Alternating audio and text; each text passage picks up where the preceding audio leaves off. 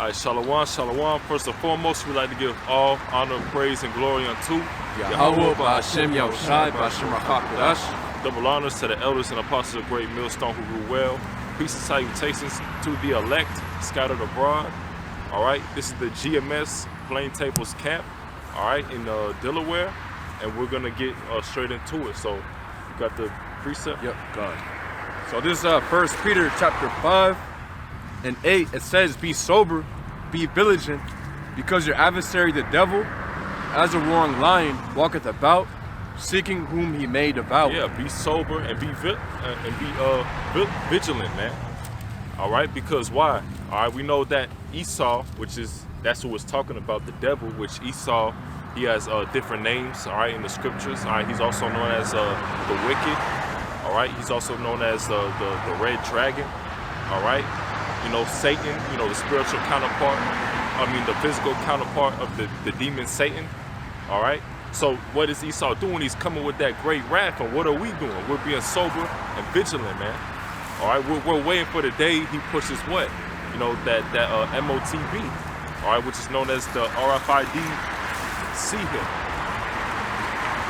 All right, which is known as that RFID C-hip. All right, you know, we're seeing a lot of prophecies going on around the world. All right, rumors of wars happening. All right, Esau letting out these different movies. All right, you have to leave the world behind. All right, soon in March, you got the new Planet of the Apes movie. All right, so, and we know that Esau loves to do that predictive programming in his movies. All right, pretty much, you know, getting you ready for what's to come. All right, can you read that again? So this 1 Peter chapter 5 and 8, it says, "Be sober, be vigilant, because your adversary the devil, as a roaring lion, walketh about, seeking whom he may devour." Seeking whom he may devour, man. And who's the main target he's looking to devour? All right, you so-called blacks, Latinos, and Native Americans, which are also known as the Israelites in the Bible, man. All right, Esau has never liked you, man, and he's always hated you. You can see that through ever since Esau came on the scene, ever since Cain and Abel, man. All right, you know, Esau has always had a hatred for the Israelites. All right, and you know, Esau's good at hiding it sometimes. All right, he's good at hiding his true intentions, but then what does he do? All right. The scriptures say, "An enemy speaketh sweetly with his lips." All right, so Esau, he got them words smooth like butter, but he's looking to throw you into a pit, man. All right, you got something? Yeah, so this is I got Psalm chapter 83. Yeah, go ahead. It says Psalm 83 and 1, it says, "Keep not thou silence, O power, hold not thy peace, be not still, O power. For lo, thine enemies make a tumult, and they that hate thee have lifted up the head. They have taken crafty counsel against thy people, and consulted against thy hidden ones." Yep, yeah, kind. You know, and the Lord, all right, he's gonna make Esau pay for everything he's done. All right, you got people, you know, walking around, you know, believing that Esau, he's not gonna pay for everything that he's done. All right, especially to the nation of Israel. All right, because that was his main target. All right, and what is the Lord getting ready to do? He's getting ready to come back. All right, and put this thing, put this kingdom upside down, put this kingdom in flames, man. All right, and do what? All right, we right now the Israelites, all right, we at the lowest estate. We're on the bottom of the totem pole. All right, in this world, in this society. But what's gonna happen? We're gonna be rulers, man. All right, we're gonna be on top of the earth as we should. All right, the scriptures say that, you know, the Israelites, you know, roughly paraphrasing, are the face of the earth. All right, you know, we're the ones that the Lord's dealing with. He's not dealing with Esau. All right, people think that the Lord is dealing with Esau because he's currently in rulership. Salt. So what? Salt. Come. Yeah, the salt. We the salt of the earth. All right. Got some more on that? Yeah, so it says Psalm chapter 83 and 3, "They have taken crafty counsel against thy people, and consulted against thy hidden ones. They have said, Come and let us cut them off from being a nation, that the name of Israel may be no more in remembrance." Yeah, and that's what Esau does, you know. Esau comes and he does the most to what? Hide us from the truth. What did he do when we was in slavery, man? He beat our inheritance out of us. All right, we weren't able to read, we weren't able to write. All right, he gave us new names. All right, you know, so pretty much, you know, we had for a time period, we had a disconnect. We had a disconnect from our higher power.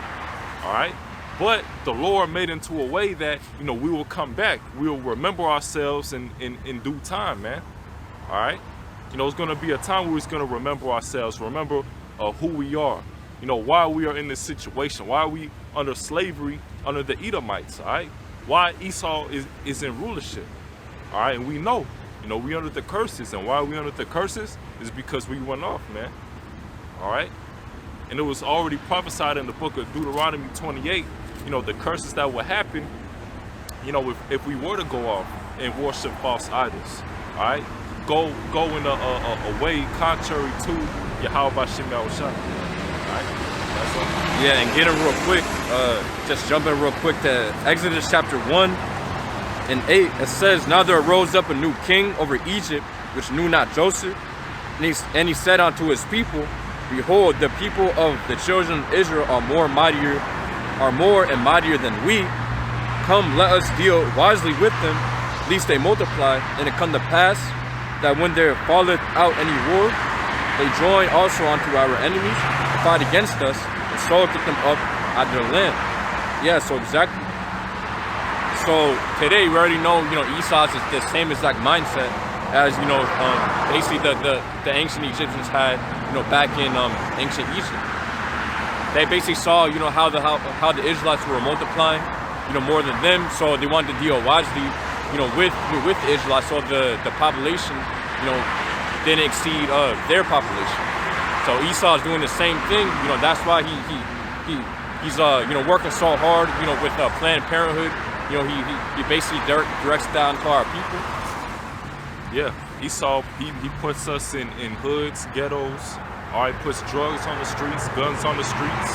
All right, you know, takes away resources. All right, certain things makes us in a poor, lower state. And what happens when people are in that type of lower state? You got a lot of crime happening. All right, drugs. All right, killing. All right, robbing. All right, Jake, you know, drug dealing. All right, and pretty much what has that done? That's put our people at a very, very lower state, man. All right, it's Esau's attempt to destroy our people. All right, but it came to a certain time where, you know, you're gonna have prophets. You know, because a lot of the men of the Lord, we all come from different walks of life. You know, a lot of brothers came from them types of environments, and we're coming and we're telling you that ain't the way. All right, we're telling you why we're here. All right, we're telling you why you gotta come out of your wicked way, man. All right, because at the end of the day, yes, we are all in the curses, but at the end of the day, if you keep walking in your wicked ways, man, all right, them curses gonna keep on hitting you and hitting you. All right, until you ultimately destroy it. All right, you know, people wonder why they wake up.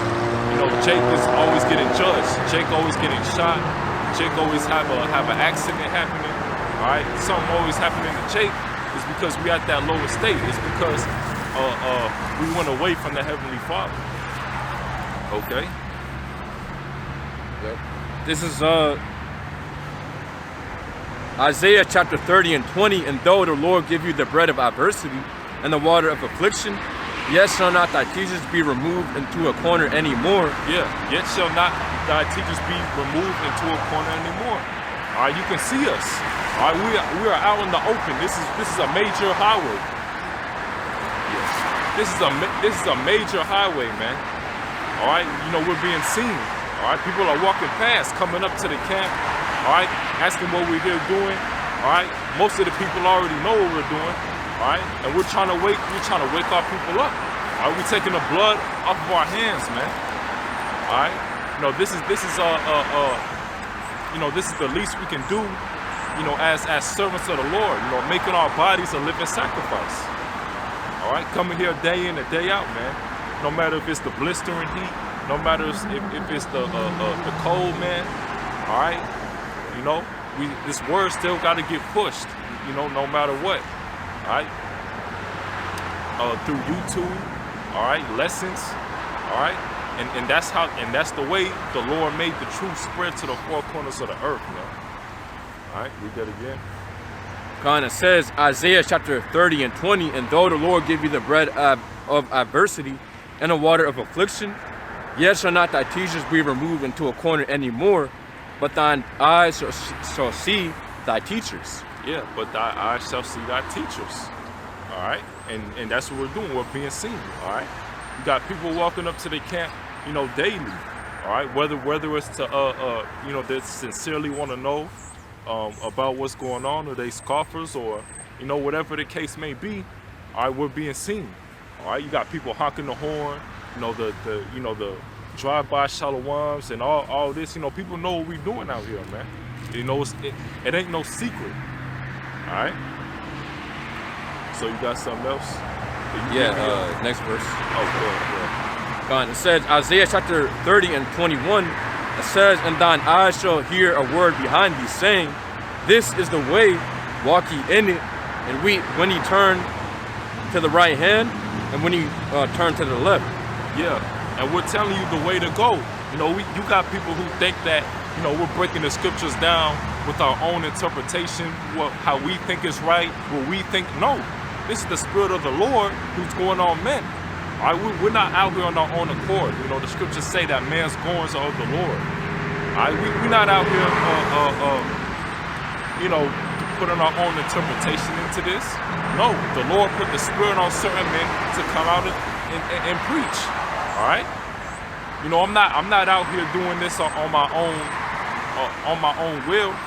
All right, the Lord, put His mercy on the prophets, all right, to go out and preach, all right, and Lord willing, be saved, man. All right, be a part of the remnant, which is also known as the Lord's elect, all right, because every Israelite is not going to be chosen to be saved out of Babylon the Great, otherwise known as America. All right, you're gonna have 2/3 is gonna have to be cut off and die, man. All right, and then you're gonna have the 1/3 elect who's gonna be called and chosen. The scriptures say many are called, but few are chosen. All right, the elect is those few that will be chosen. All right. So any more on that? Yeah, that was it. Yeah, can you give me Revelation 6 and 3?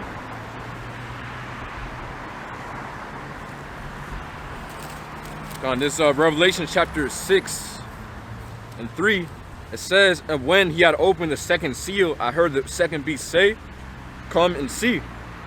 And there went out another horse that was red, and power was given to him. Yeah, another horse that was red, and power was given to him. All right. When you go into Esau's name in the Hebrew, all right, it means red. All right. When Esau came out, it said he was red like a hairy garment. All right, this is going into who the red dragon is. All right, this is another name to describe Esau, because Esau, he's not just known as just Esau in the scriptures, man. All right, the Lord has given him different names. All right, the wicked, the devil. All right, Satan in certain instances. All right, so go ahead. It says Revelation chapter 6 and 4. And there went out another horse that was red, and power was given to him that sat thereon to take peace from the earth. Yeah, power was given to him to take peace from the earth. All right. The scriptures say, when the wicked are in authority, the world, the people shall mourn. All right. And what has Esau done ever since he came into power, man? All right. Every nobody likes this world, man. All right, Esau has made it to where he's gonna have all this chaos and all this madness break loose for what? To ultimately implement his NWO and try to see hip everybody. All right, Esau, his ultimate goal is to be like the Most High. All right, but he's not gonna do it in righteousness. He's gonna do it in wickedness. All right, you see how Esau has actively tried to make this world completely against the scriptures. All right, and Esau's the ultimate hypocrite because here you have it. You know, Esau claims to swear on the Bible, I do everything by the scriptures, but when you see these different laws that he passes, the way he does things, the way this system works, is completely contrary to the scriptures. And not only did he do that, all right, you know, he made it into a way where it's impossible to keep the law perfect. All right, and Esau, he strategically done that. All right, so read that again from the top. God, it says, Revelation chapter 6 and 4, and there went out another horse that was red, and power was given to him that sat thereon to take peace from the earth, and that they should kill one another, and there was given unto them a great sword. Yeah, it was given unto him a great sword. All right, and what does Esau use, man? He got this technology. All right, he got his military might. All right, he got all this might, all this these tanks. All right, these fighter jets. All right, he got his ultimate weapon, which is of course the ICBM nuclear missile. All right, which that's going to be used to destroy Babylon the Great. All right, and if you're an Israelite and you're listening to this message and you don't repent, you're going to get caught up in that destruction, man. All right, you're gonna feel that fervent heat from those ICBM nuclear missiles, man. And we know that that's talking about Esau, because why, man? All right, Esau, his blessing, all right, when you go to the book of Genesis, was what? All right, he was given the sword, man. All right, and that's how he will rule, and that's how he will live, man. All right, Esau don't know another way to rule, man. How did he take over Gad? All right, through the sword. All right, through the Gatling gun. All right, he came with his pestilence as well. That's another form of it too. All right, Esau uses pestilences as well. All right. Yeah, and really, you know, Esau's sword has just advanced. You know, starting with what the times of, you know, for example, 1492 and 1619, when you know Esau really came down on the Israelites. Well, you know, Esau was conquering with the sword.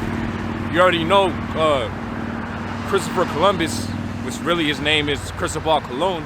He even said that. He basically said that he couldn't put down his sword for a second, basically paraphrasing what he said. But, you know, basically he was saying that he couldn't put down his sword for a moment. You know, so that's how you know Esau was given that blessing, you know, to have power over the earth with the sword.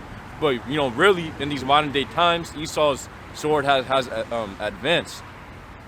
You know, now adding on to the brother's point, you know, Esau has these missiles now, the military guns, you know, certain weapons such as, you know, radiation weapons and heart attack guns and all that. Esau's sword has just advanced. Yeah, and Esau's known as the devil. And when you go into the word devil, you know, it's also known as a deceiver. And what has Esau done? All right, he deceives. When he came to the Americas, you know, and made it seem like, you know, to be cool with the so-called Native Americans, all right, in order to know how to live, to wash themselves, to plant certain crops. You know, what has he done? All right, once he got what he needed, all right, he pretty much turned his back on the Native Americans and went to war. All right, and started to kill them. All right, and what he do? He started to make them all go west. All right, through the Trail of Tears, man. And it wasn't no friendly, you know, just go and no. He made them do it. You know, a lot of Native Americans died of starvation. All right, pestilence. All right, you know, just the harsh conditions of the Trail of Tears, man. So Esau had no remorse. All right, you know, that's the way Esau rules as well. You know, through his deceitfulness. All right. Esau comes and makes himself look like he can't hurt a fly. All right, come with a suit and tie, a clean-shaven face. All right, but underneath all that is a roaring devil, man. All right. You want me to continue on that? Nah, you can get Revelation 12 to 12. Done. So this Revelation chapter 12 and 12. It says, therefore rejoice, ye heavens, and ye that dwell in them, woe to the inhabitants of the earth and of the sea, for the devil is come down unto you, having great wrath, because he knoweth that he hath but a short time. Yeah, and we rejoicing, man. Why are we rejoicing? It's because this kingdom is coming to a fall, man. All right, we tired of living like this. All right, we tired of being vexed. All right, we tired of looking at defiled foods. We tired of seeing our women being damn harlots, man. All right. Hey, we tired of this place, man. We ready for that kingdom of righteousness, man. All right, and the reason why we're so vexed is because we know that this isn't our rest. All right, Jake. The reason Jake love it here, man. They think this is their rest, man. They try to make a kingdom in this wicked society, man. All right, you got Jake selling out, man. All right, Jake trying to come up in a carnal way. All right, this, that, and the third. But Jake don't know that this ain't our rest. All right, America, Babylon the Great, us being a slave. All right, us being under Esau. All right, this isn't our rest. All right, hey, we supposed to depart from this society, man. All right, and talk down or prophesy against this society, man. All right, because we know that Esau, he had but a short time. All right, read that again. This is Revelation chapter 12 and 12. It said, therefore rejoice, ye heavens, and ye that dwell in them. Woe to the inhabitants of the earth and of the sea, for the devil is come down unto you, having great wrath, because he knoweth that he hath but a short time. Yeah, because he knows he hath but a short time. All right, and that's why Esau he's trying to get all this stuff to pop off quickly. All right, the MOTB, all right, the C-hip, all right, the wars, rumors of wars, all right. He trying to get this world, he trying to have hell completely break loose, in order for him to finally do what he wants to do. Yeah. All right, but the Lord is only going to let him go for so far, man. All right, Esau is going to be, right before Esau finally gets his way, the Lord is going to come back, all right, and foil all his plans, man.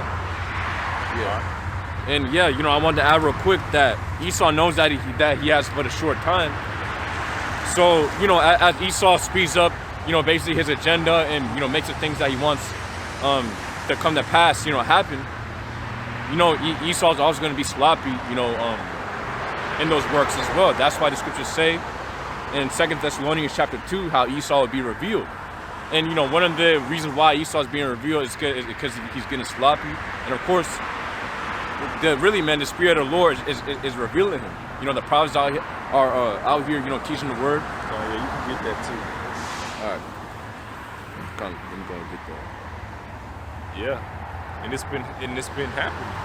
All right, ever since I believe in '68, Abba Bivens, came on the scene. All right, that's when it all started.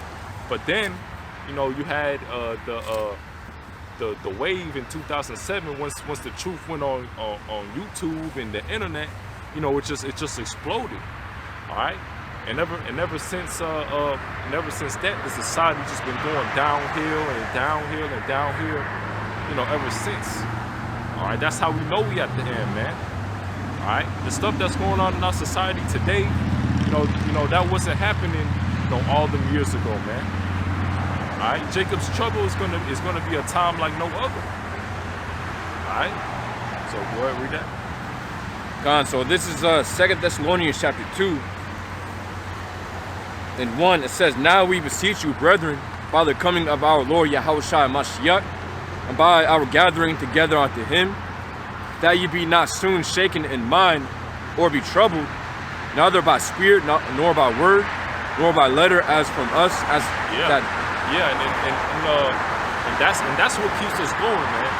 All right, because you got a lot of brothers who's maybe feeling a little bit sluggish, maybe feeling down in the spirit. All right, but it's this word that's what comforts us. Yahushua coming back, to save us. All right, to coming back to save his people. All right, through them chariots from this destruction, man. That's what gives us hope. All right, that's what gives us faith. All right, and we know he's going to come back. All right, the Lord isn't one to lie. The Lord isn't one to break his promise. All right, forsake, his people. All right, so we know, through all the hell that we got to go through, which is required, all right, that the Lord is going to come back, man. All right, and all the suffering and all the affliction and adversity that we go through on this side, man. All right, it's all going to be nothing compared to the glory we're going to receive in the kingdom of heaven, man. All right, it's going to be nothing like it. Like, we can't even fathom, how it's going to be in the kingdom. All right, so go ahead. God, it says, 2 Thessalonians chapter 2:2, it says, that ye be not soon shaken at mind or be troubled, neither by spirit, nor by word, nor by letter as from us, as that day of a Mashiach is at hand. Verse 3, it says, let no man deceive you by any means, for that day shall not come, except there will come a falling away first, and that man of sin be revealed, the son of perdition. Yeah, man of sin being fulfilled, son of perdition. That's talking about Esau. So what's happening? Esau's being revealed. Who is revealing him? All right, the prophets. All right, first and foremost. All right, through the spirit of Yahweh Bashim Yahushai. All right, the Lord, He put the spirit on the prophets. All right, to come out and reveal all His plans. All right, Esau does his best trying to hide it. Flagging brothers' videos, taking down brothers' videos. All right, but it's not enough. All right, the elect has to be sealed first.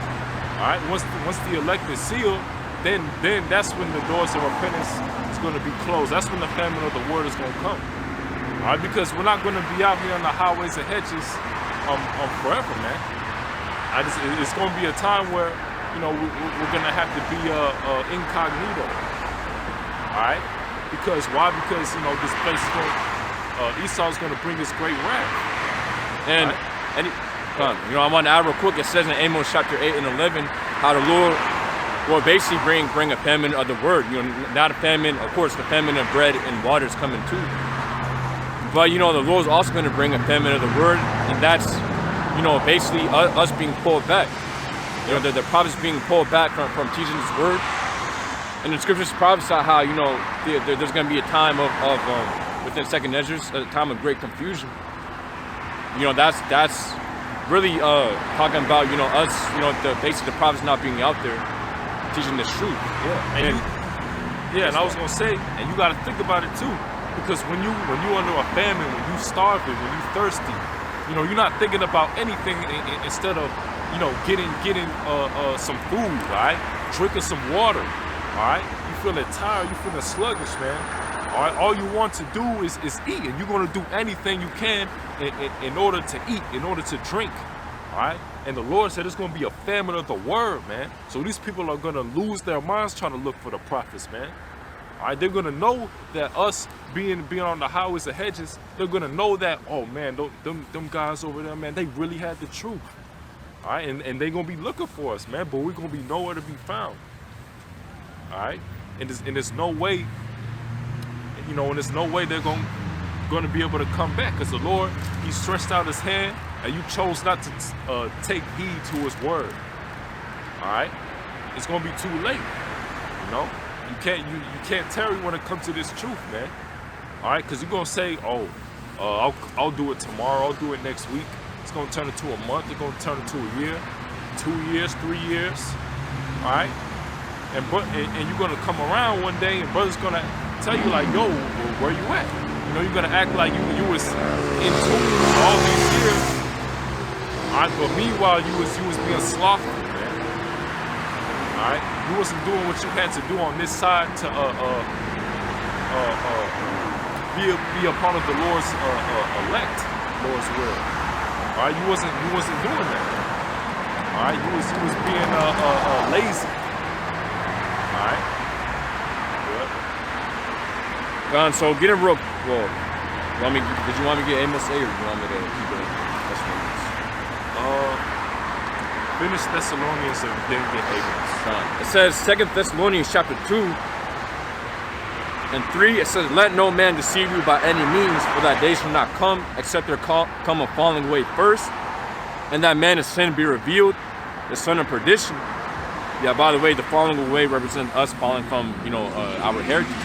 Us falling away from the truth. It says verse 4, who opposeth and exalteth himself above all that is called power, or that is worship. So he, as the Most High, sitteth in the temple of the Most High, showing himself that he is the Most High. Read that again.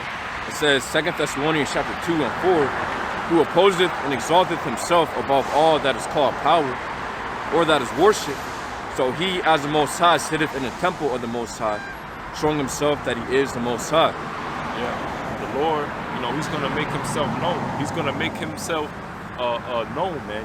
You not when the Lord come back, you ain't gonna see no damn Cesare Borgia, all right, a pale looking dude, no beard, long hair. All right, you're not gonna see that. All right, what you're gonna see is a Revelation 1. All right, that's what you're gonna see. All right, you're gonna see a so-called a black man, a dark-skinned man, all right, with a fro, all right, coming back to save people and get vengeance for his people, man. All right, so go ahead, Amos. All right, so it's a little more too. Oh, go ahead. It says 2 Thessalonians chapter 2 and 5. Remember, it says, remember ye not that when I was yet with you, I told you these things, and now ye know what withholdeth that he might be revealed in his time. For the mystery of iniquity doth already work, only he who not letteth will let, until he be taken out of the way. And then that wicked be revealed, it says, and then shall that wicked be revealed, whom the Lord shall consume with the spirit of his mouth, and shall destroy with the brightness of his coming. Yeah, the Lord shall destroy with the brightness of his coming. All right, and man, this place is gonna be up in flames, man. All right, the Lord's gonna have his chariots. The Lord's gonna use his chariots as weapons too. All right, it's not just gonna be the ICBM thermonuclear missiles. All right, it's also gonna be the chariots as well. All right, and once this place stops burning, but it's gonna burn for a very long time. All right, it's gonna be a complete desert. It's gonna be desolate. All right, it's only gonna be creatures that you see like vultures and things like that dwell in the desert. All right, and no man is gonna live here again. This land is not gonna be inhabited, by people. All right. So, is there any more on that? Yeah. Yeah. It also says, and then shall that wicked be, or to read again, it says 2 Thessalonians chapter 2 and 8, and then shall that wicked be revealed, whom the Lord shall consume with the spirit of his mouth, and shall destroy with the brightness of his coming. Yeah, basically the common Christian will think that this wicked, because it's a capital W, so speaking about somebody in particular, a lot of Christians will think that, that's probably Satan, because, the Lord's coming back to destroy Satan and, his demons. Nah, man, this is referring on to somebody and specifically a man. It's, a certain type of individual. So it says, verse 9, even him whose coming is after the working of Satan, with all power and signs and lying wonders. So it's giving you someone who's after the working of Satan. And we know that to be, again, the Edomites, the physical counterpart of Satan, the Esau, the so-called white man. So it says, even him whose coming is after the working of Satan, with all power and signs and lying wonders. And yeah, Esau's been given the gift of deception, which, that's all what Satan is about, deception, deceiving. Yeah, you got Esau, he may even try to imitate, the Lord's coming. You got the so-called Project Blue Beam. All right, he could put all these projectors in the sky, making it seem like the Lord came back. All right, but as a prophet, we're not gonna be fooled by that. Esau tried so much, to fool us. All right, which it may have worked, before we had this wisdom, knowledge, and understanding. But now that we have it, we can easily see through Esau's bullshit. All right, we know what Esau says that is right, that he's going to do, but we know what Esau says that's complete bullshit. All right, why? Because the Lord, he gave us the wisdom, knowledge, and understanding, the discernment, the spiritual discernment to see through them.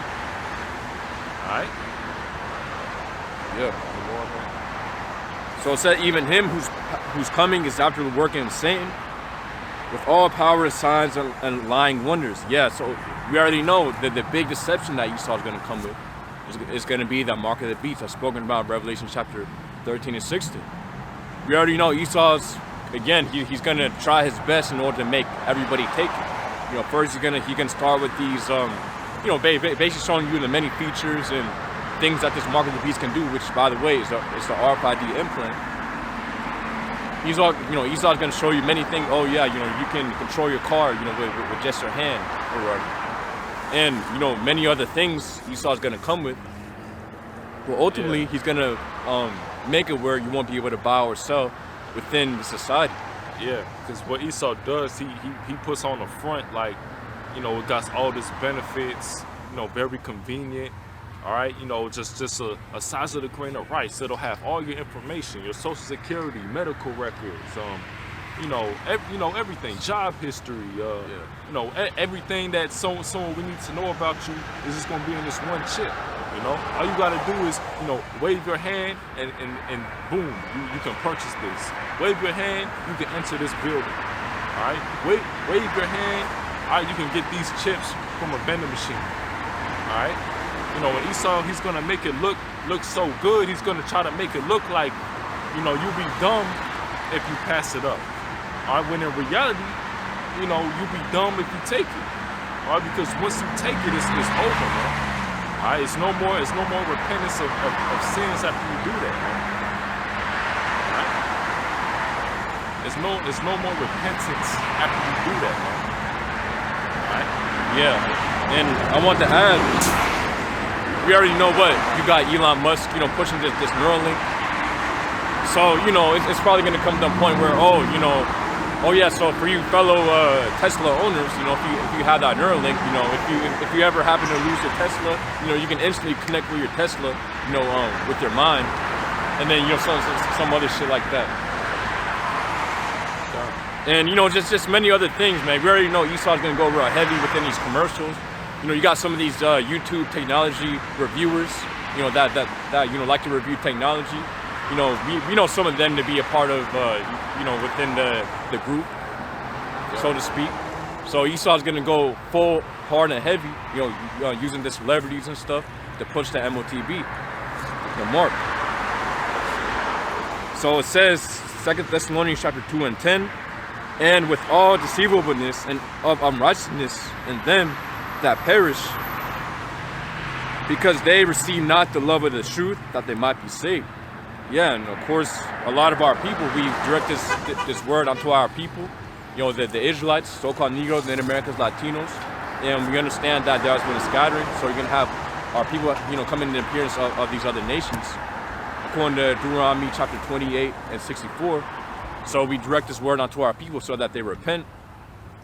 But we understand that, you know, not every Israelite is going to repent.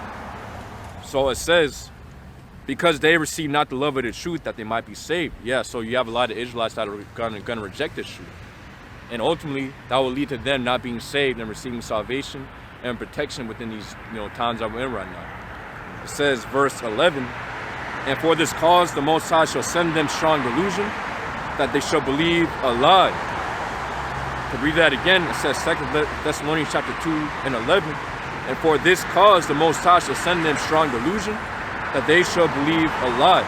Yeah, so, and that's what the Lord's doing, man. He's sending a strong delusion, really, man, to the 2/3. Because at the end of the day, they're not set up to receive salvation. They're set up to receive destruction. So the Lord sent them a strong delusion. And, you know, hey, at the end of the day, the proof, the truth is out here. So, you know, it's really no excuse, man. The Lord made it real obvious what the truth is. The Lord made it real obvious, you know, what the lies are. So it's not, you know, it's not going to be any excuse, man, when once the Lord puts you to death because you didn't want to repent. Yeah. And a lot of times when, you know, these people reject the truth, you know, they do it based off their personal feelings, you know, what they believe is right, right? You know, but the scriptures say that, you know, roughly paraphrasing, you know, a man may think he's right, but the ways that end the world is death, you know, all right? So you know, saying what you feel in your heart, like that dude who came last week, you know, saying he thought he was right because he was following his heart, all right? the scriptures say that the heart is, deceitful above anything else. All right, and that's what the Christians do. They follow their heart. Yeah, and that's funny because I do remember asking the guy to bring out some scriptures instead of just But what was the answer? He said, nah, I don't need to. I'm just gonna bring out my thoughts, or I'm gonna rely upon my mind. Hey, well, as the scriptures say, if you don't have this word, then the light isn't in you. So we already know that God's not really studying and going to the scriptures. So his soul is completely filled with darkness. So what edification is going to be able to come out of his mind when it's filled with perverseness and darkness? God. So it says 2 Thessalonians chapter 2 and 12 that they all might be damned who believed not the truth but had pleasure in unrighteousness. Yeah, go ahead. Yeah, that was it.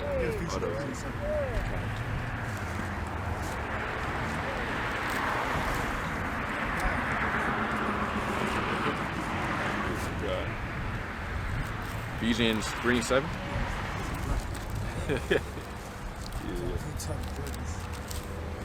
So this is Ephesians 3:7. It says, but unto every one of us is given grace according to the measure of the gift of Hamashiach. Wherefore he saith, when he ascended up on high, he led captivity captive, and gave gifts unto men. Now that he ascended, what is but that he also descended first into the lower parts of the earth? It says Ephesians chapter 3:7, for unto every one of us is given grace according to the measure of the gift of a Mashiach. Look up our measure.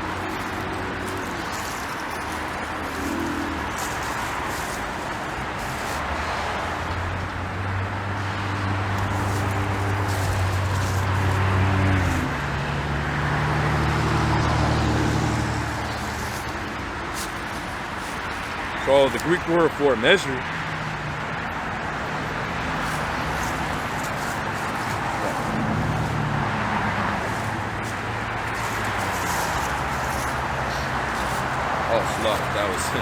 I was reading Ephesians 4:7. It says Ephesians 3:7. It says, whereof I was made a minister according to the gift of grace of the Most High, given unto me by the effectual working of His power. You can go back to 4:7. So it says Ephesians 4:7. For unto every one of us is given grace according to the measure of the gift of Hamashiach. So it says the Greek word for measure. Read the definition. It means an instrument for measuring, or it says a vessel for receiving and determining the quantity of things, whether dry or liquid. It also says proverbially the rule or standard of judgment.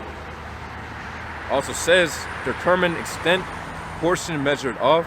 Determine the extent, proportion, and measure of. All right? The Lord gives everybody a different amount. All right? That's why some people they can only go but so far in the faith and then they fall off. All right? So read that verse again.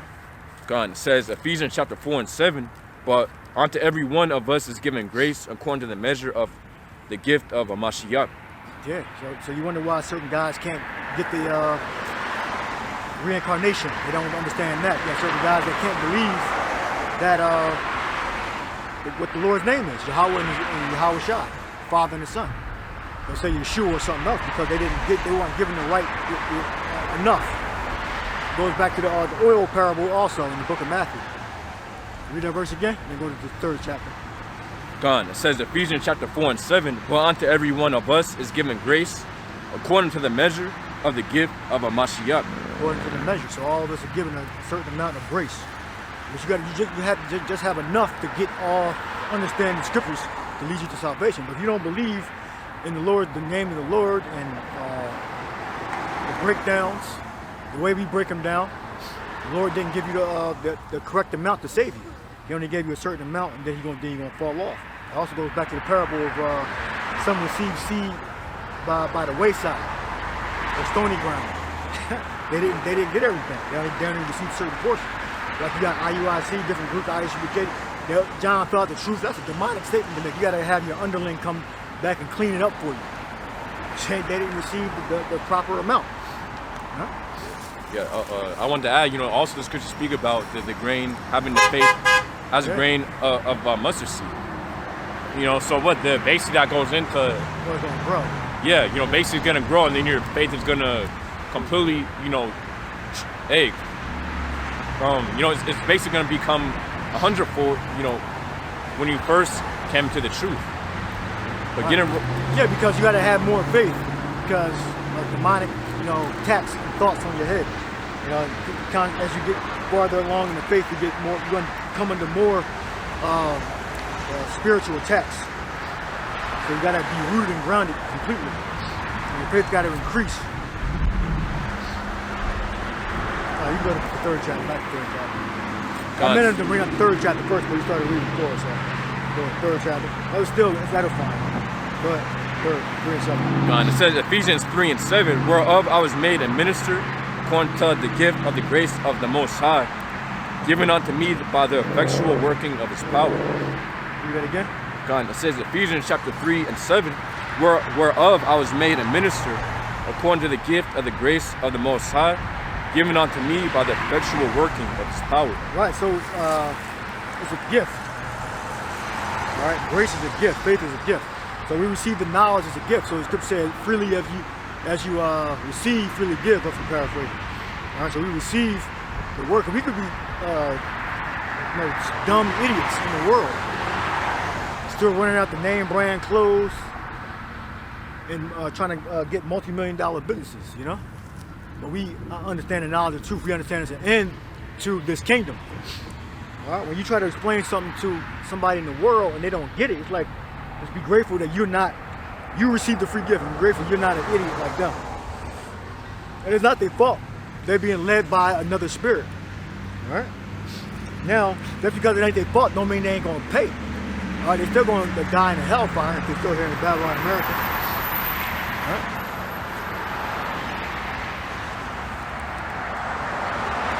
Get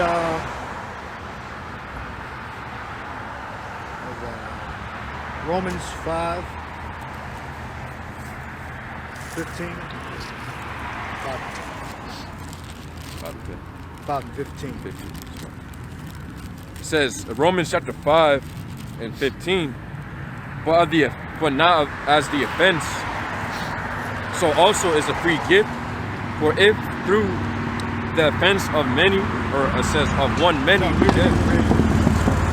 it says Romans chapter 5 and 15, but not as the offense, so also is a free gift. Free gift, okay? It's free. That's why you can't study really hard and go to school to understand the doctrine, to understand the breakdowns. You have to receive it from on high. What? God, so it says, but not as the offense, so also is a free gift.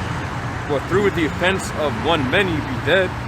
Offense of one, which is Adam, okay? It started with Eve, but Adam was the responsible one. He was the head.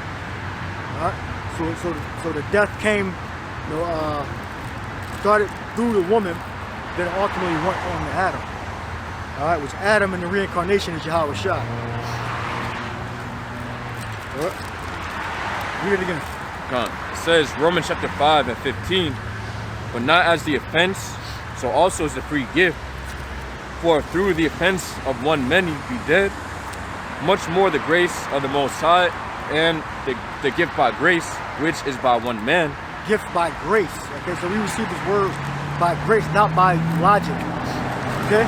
You got a lot of these guys that try to debate you on logic. It's not about logic. All right? It's about faith. And faith teaches us what the scriptures mean. Because being able to fly, disappear, reappear is not logical. Okay? You can't, so your logic shit don't work.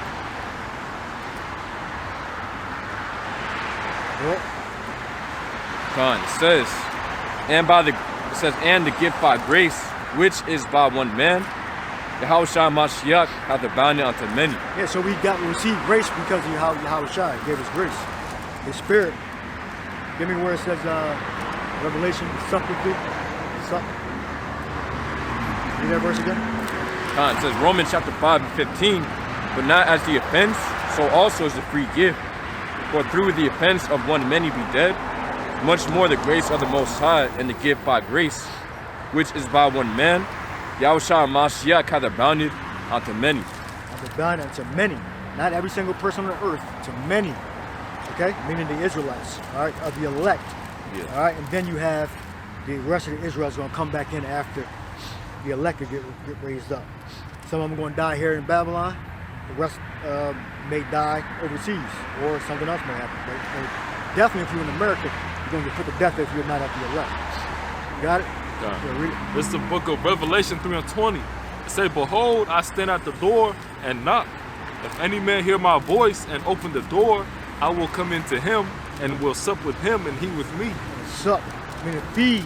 Okay, we feed us with wisdom, knowledge, and understanding. Grace. All right.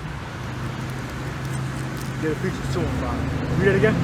Yep, this Revelation 3 and 20. It say, behold, I stand at the door and knock. If any man hear my voice and open the door, I will come into him and will sup with him and he with me. Yeah, so the elect hear my voice. What? The voice of the prophecy. Give me 19 and 10, Revelation. All right, it's not talking about you got to go to church and hear the preacher preach. All right, they're all about prosperity. They're not about preparation for the kingdom. You got it? Read it. This Revelation 19 and 10.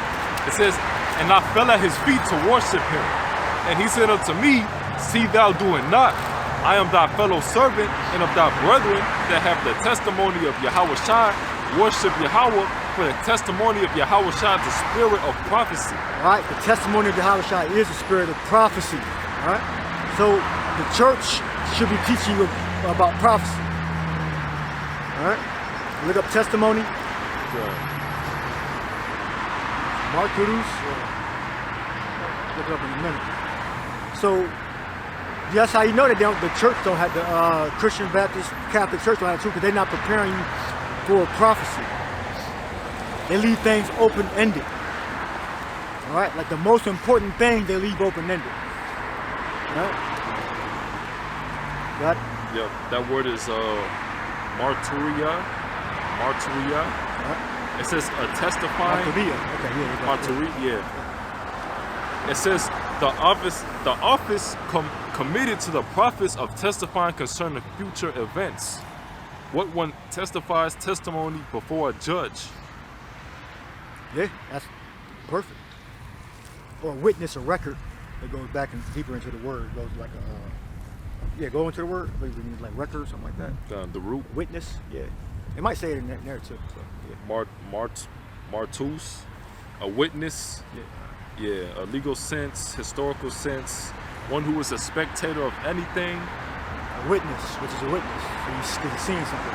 So you're seeing something and you report what you saw. All right, so go back up to the original word and read that. So a record, the prophets bear the record. Good. Yeah, it says testifying, the office committed to the prophets of testifying concerning future events. Right, so a preacher is a prophet. All right.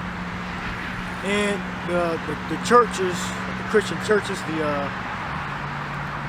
imams and the Muslims, church, mosque, they don't claim to be prophets. So they can't bear the testimony. The only people that can bear the testimony are the prophets. Right? Read that. So it says Ephesians 2 and 5. Even when we were dead in sins, hath quickened us together in a Mashiach. By grace you are saved. It says verse 6, and hath raised us up together and made us sit together in heavenly places. By grace are you saved.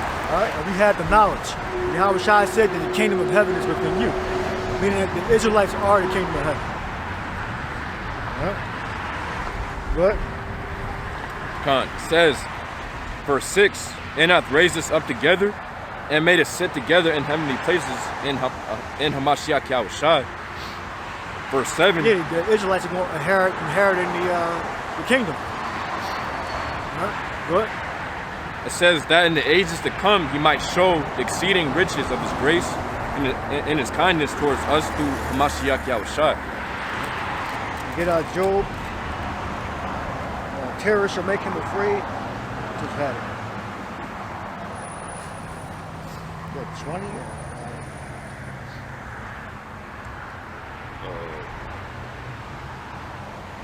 Shall make him afraid. Yeah. 18 and 11. Yeah, 18. This is Job 18 and 11. It says, terrors shall make him afraid on every side. Read up a little bit more. Read 8 verse. All right, verse 8. For he is cast into a net by his own feet, and he walketh upon a snare. The Read first verse. First verse? Yep. All right, so starting at the top, it says, then answered Bildad the Shuhite and said, how long will it be ere ye make an end of words? Mark, and afterwards we will speak. Wherefore are we counted as beasts and reputed vile in your sight? He teareth himself in his anger. Shall the earth be forsaken for thee, and shall the rock be moved out of his place? Yea, the light of the wicked shall be put out, and the spark of his fire shall not shine. The light shall be dark in his tabernacle, and his candle shall be put out with him. The steps of his strength shall be straightened, and his own counsel shall cast him down. For he is cast into a net by his own feet, and he walketh upon a snare. The jinn shall take him by the heel, and the robber shall prevail against him. The snare is laid for him in the ground, and a trap for him in the way. Yeah, that's the destruction of this kingdom. Right? The most wicked kingdom on the earth. Babylon, America. Right? This is the wicked. This is the curse that's going to enter into the house of the wicked. The 5th verse said, yeah, the light of the wicked shall be put out, and the spark of his fire shall not shine. Continue.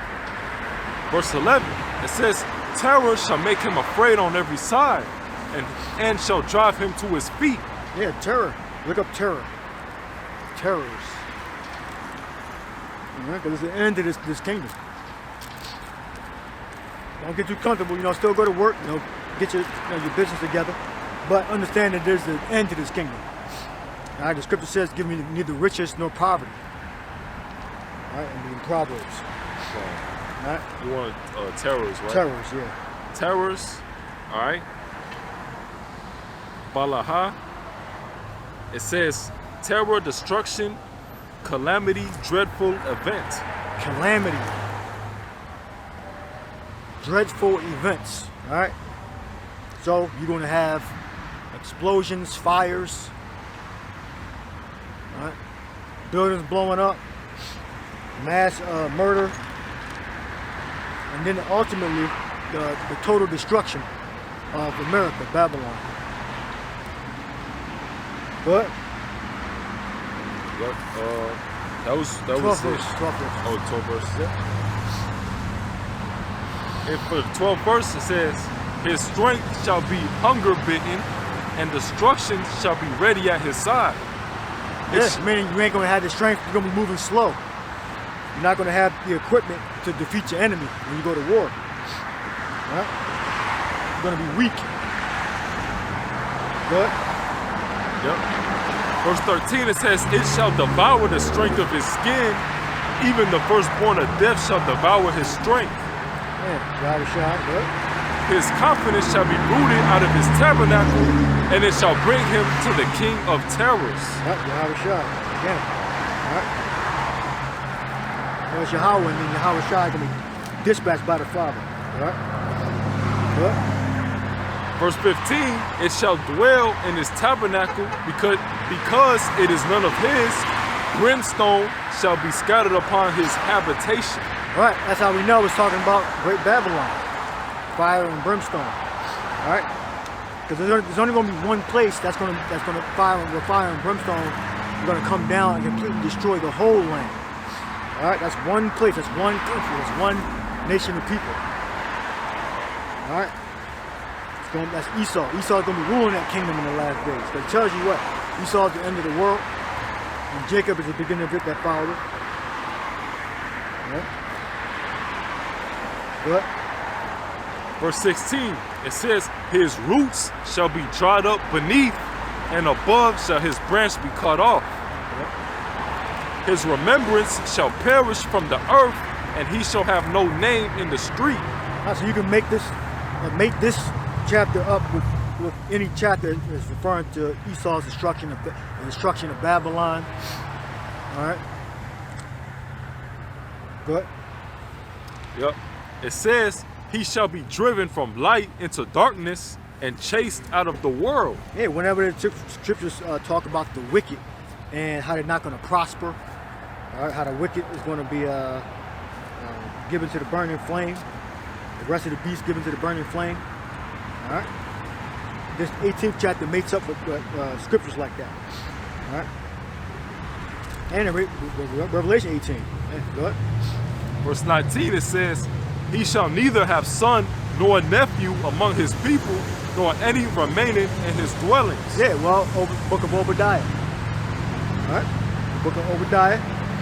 All right, it's not talking about multiple places on the planet Earth. It's referring to that great city. All right, spoken about in the book of Revelation. What? It says, they that come after him shall be astonied at his day, as they that went before were affrighted. Surely such are the dwellings of the wicked, and this is the place of him that knoweth not Yahweh. Yeah, that's Esau, Edom. That's why Esau doesn't understand, because their mind is on a totally different wavelength, on a totally different frequency. They can't see. They can't fathom that we have the truth. All right. Yeah, the scriptures say that we are fools for Yahweh's sake. All right. Only if we're guided by some spirit, we believe it's the Holy Spirit, for us to continuously look like fools every single day, right? And continue to go with a fervent spirit, rooted and grounded, right? And you get rooted and grounded when bad things happen, right? When you encounter difficult situations, law enforcement, events in your life, and you still stick by stick to the faith. Stick to the faith. All right.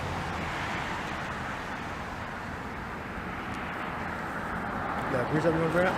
Gone. I had a Malachi 1 and 1. Yeah, go ahead. Gone. It said Malachi 1 and 1, the burden of the word of the Lord Yahweh to Israel by Malachi. I have loved you, saith the Lord Yahweh, yet ye say, wherein hast thou loved us? Was not Esau Jacob's brother?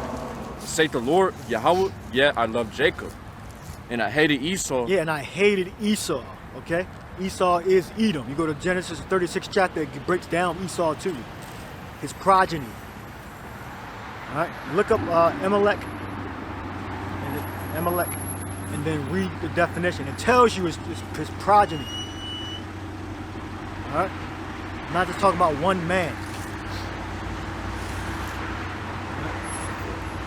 Because those IUIC guys, they broke it down wrong. She said it didn't say, that fat black woman said, the book of Malachi didn't say what she wanted to say. Like, well, they don't know what the fuck they're doing. That's why I didn't say what they wanted them to say. And she said, tell me a scripture where it says that the Lord hates a particular race. Book of Malachi clearly says it. Not talking about one man, it's talking about his progeny. So look at Amalek. Read Amalek. Done. So, out of verse 2. Look up Seer. Not Seer. Or Seer. Go ahead. So the Hebrew word for Amalek is Imalak, which means dweller in a valley. And it also says son of Eliphaz by his concubine Timnah, grandson of Esau, and progenitor of a tribe of people in the southern Canaan. That's who he hates. Go ahead, read it again, the last part. It says, and progenitor of a tribe of people in southern Canaan, descendants of Amalek. So yeah, it also says a descendant of Esau, also his posterity in their country. Yeah, so it's not just talking about one man. So we read Amalek, it's not talking about, but he hates the man Amalek. So I guess, so he's just going to hell then? Yeah, That's why the apostles and elders say, look, why are you talking to fucking women? They're confused. She had blonde hair, short blonde hair. So like, really, you think a person like that gonna get it? The top of her head was blonde, that's a style I guess, and short, and the rest of the sides of her hair was black. Like she thinks she gonna understand the knowledge of the truth? Like come on now, you gotta do better than that. You about to say something? Yeah, I was about to say, yeah, you know, go add on to the point, not just speaking about one man. If it was speaking about one man, then the Lord only saved Israel, you know, Jacob, Isaac's son. Right, they could have brought that up. They didn't. I don't know if y'all seen the video, but yeah, they could have said, well, is it just talking about Jacob? But these guys, I don't know if it was because they was young or just incompetent. They filmed their videos like movies. You know, like they're slowly moving forward. They look more cinematic. And smoke, you know, like sending outward. Yeah, they got the lens and stuff. And Yeah, kind of. So, you know, like I said in the video, I would have reprimanded. If my soldiers had brought me back to the video like that, I would have reprimanded them. Like, what the hell is wrong with you? Or they shouldn't have, like I said in my previous video, they shouldn't have even been out in the field in somebody else's house. So they went to a barbershop and they started preaching in the barbershop. So I guess the owner of the barbershop said they could come in and give a word or whatever. Which is nothing wrong with doing that, but if you're going to do that, we don't do things like that. It's not a sin, that's what I mean, there's nothing wrong with that. When you do that, you got to talk to the men. Why are you talking to women? Because the men probably weren't trying to hear you. Then what it was, one man, he was actually right. I forgot what the point he was right about. The calendar. It was a heathen 2/3 Israelite cut IUIC on the calendar. I believe he said it was a lunar calendar. Or something like that. Or no, he didn't say, he might have said that, or he said it was different calendars, Julian calendar, Julian Gregorian calendar, and he was trying to get him to shut up and stop talking, like, you know, kind of take over the conversation. And he in somebody else's house, you know? You in somebody else's house, you can't be like giving up orders and shit, you know? You in the street, that's different. But you in the barbershop, you in somebody else's house, you gotta, you know, respect the rules of the, the barbershop. You know, and the dude cut him. He said it was different calendars, and he tried to get him to shut up. And try to raise his voice. And say, no, I know why he's saying that. I know why he's saying that. Like, dude, man, the dude's a 2/3, he cut you. He was trying to get him to say the reason why they go to church on Sunday was because of the so-called white man. That's what he's trying to get him to say. But then the 2/3 cut him like, well, we got different calendars. The church followed the Gregorian calendar or something like that. He didn't want him like to say that because it was like too deep information. Which is really surface level. But go ahead. So we proved that. So Seir, see what Seir said?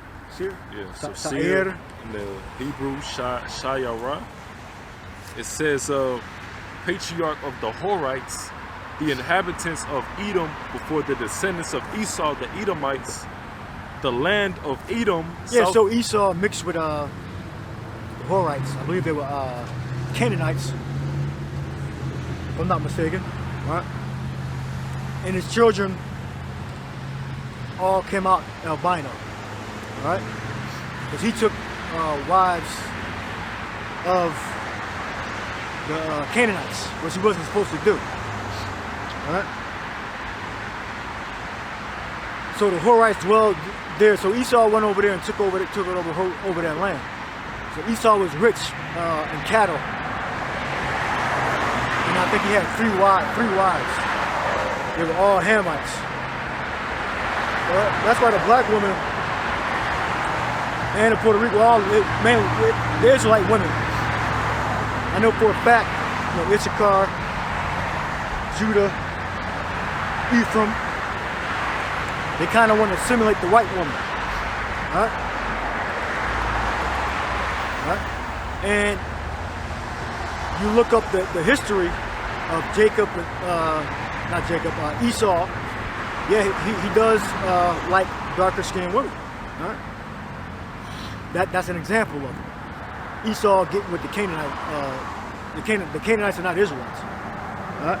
Now, you got certain tribes where people try to simulate or emulate certain features of the Edomite woman because she's the top woman on the earth. So and it's a self-hatred thing.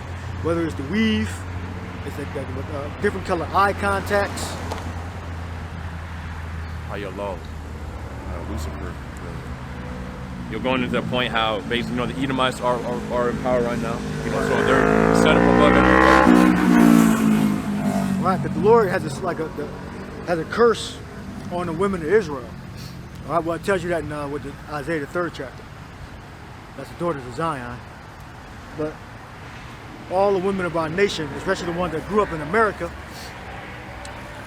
try to emulate the white woman because they look up to the so-called white woman. All right, and that's a curse. That's how you know our nation is destroyed. All right? You can tell. I heard the apostles and elders say this.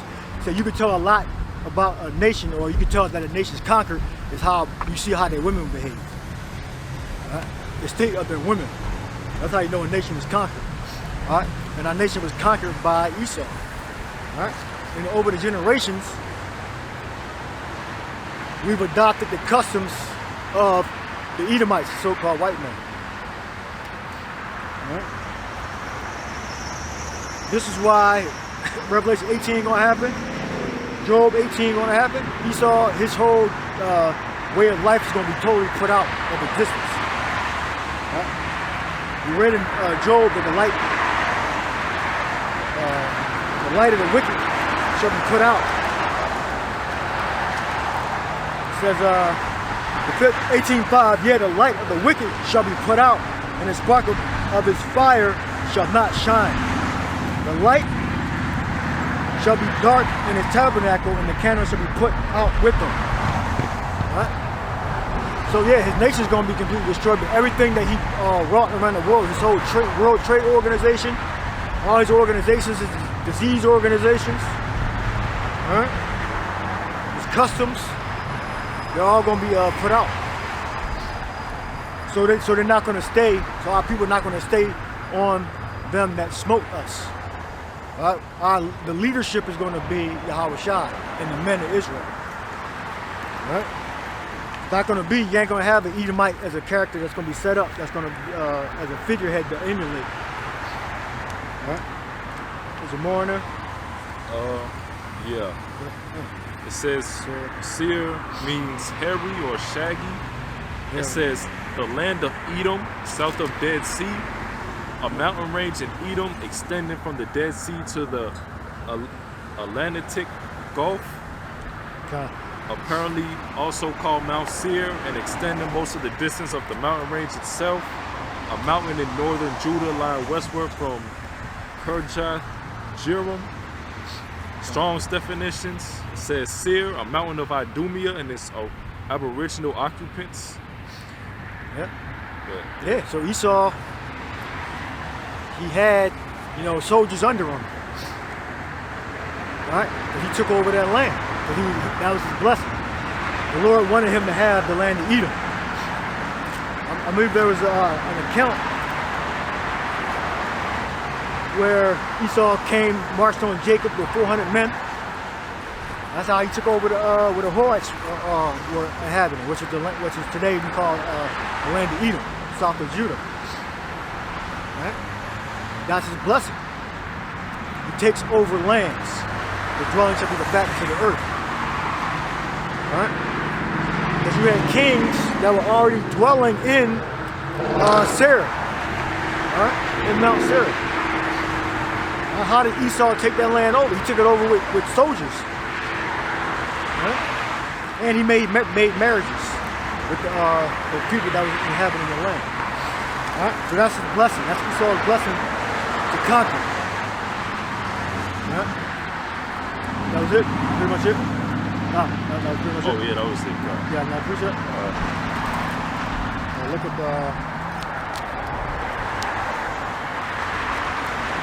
Revelation 17. You got something? Yeah. Revelation 17. So this the is horns should hate the harlot. I think it's Revelation 17.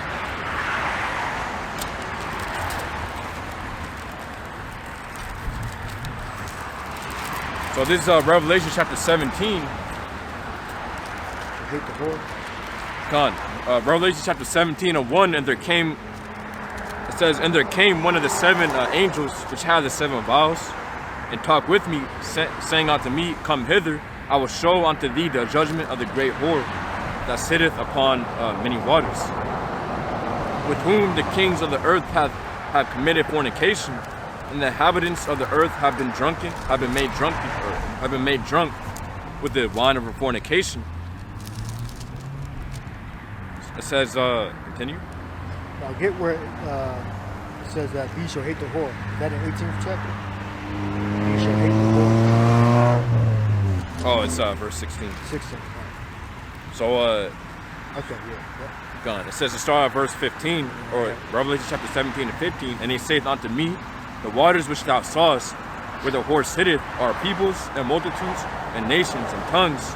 And the 10 horns which thou sawest upon the beast, these shall hate the whore, and shall make her and shall make her desolate and naked, and shall eat her flesh and burn her with fire. Yeah, eat her flesh and burn her with fire. Yeah, that's the whore is the woman, Great Babylon, which is a country. All right, we believe that country is America. All right, America has enslaved the children of Israel. All right, America got rich through chattel slavery. All right. Look up chattel slavery definition.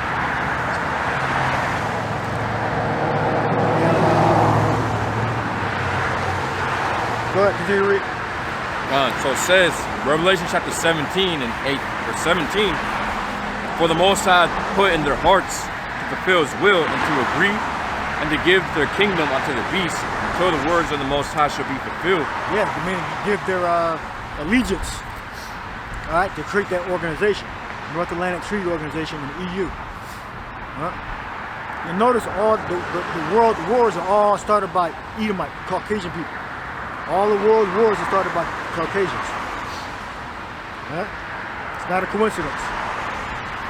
Right? Because that's Esau's blessing, the sword. What? God, it says, The verse you're on. 17. What? God, it says, next verse, 18, And the woman which thou sawest is that great city, which reigneth over the kings of the earth. All right, that's how we know that America is the whore. All right, that reigns over the kings of the earth. How does America reign over the kings of the earth? Through the petrodollar. All right, through American exceptionalism. Look up that phrase too, American exceptionalism. So read that first. Okay, so this is the dictionary.com definition of chattel slavery. It says, the enslaving and owning of human beings and their offspring as property, able to be bought, sold, and forced to work without wages, as distinguished from other systems of forced, unpaid, or low-wage labor, also considered to be slavery. All right, so that's how America got rich. All right. Free labor. What was that other word you wanted to do? American exceptionalism. All right. Read the 18th. Read the last verse again. 17th verse. 18th verse. God, Revelation chapter 17 and 18, and the woman which thou sawest is that great city, which reigneth over the kings of the earth. Right. The great city is referring to a country. Okay. Yeah. Which America really is. It's a big country And, or a big city. All right. It's just different, political divisions, different states broken up into different states. It's one city broken up into different sections. Okay, yeah, and more proof for that is, get real quick, Revelation chapter 14 and 8 says, And there followed another angel saying, Babylon is fallen, that great city, because she made all nations drink of the wine of the wrath of her fornication. Yes, there you go. Babylon is a country. All right. And the country just was labeled a city. All right, country, city, same thing. Read that again. Gone. It says Revelation chapter 14 and 8. It says, and there followed another angel saying, Babylon is fallen, that great city, because she made all nations drink of the wine of the wrath of her fornication. Yeah, Babylon or Babylonia is a country. All right, and it's labeled a city in the scriptures. All right, so we know that great city, the whore, is referring to America, the most powerful, richest nation that ever was on the face of the earth. American. You got it? Yeah.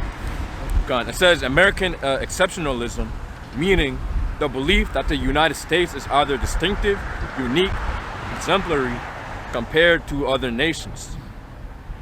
Is there some more? Gone. Yeah, I mean that's a good definition. Distinct and unique, so that they're in a unique position to police the world. I need a more exhaustive definition on that. Gone. It's more. You got it? No, it's more.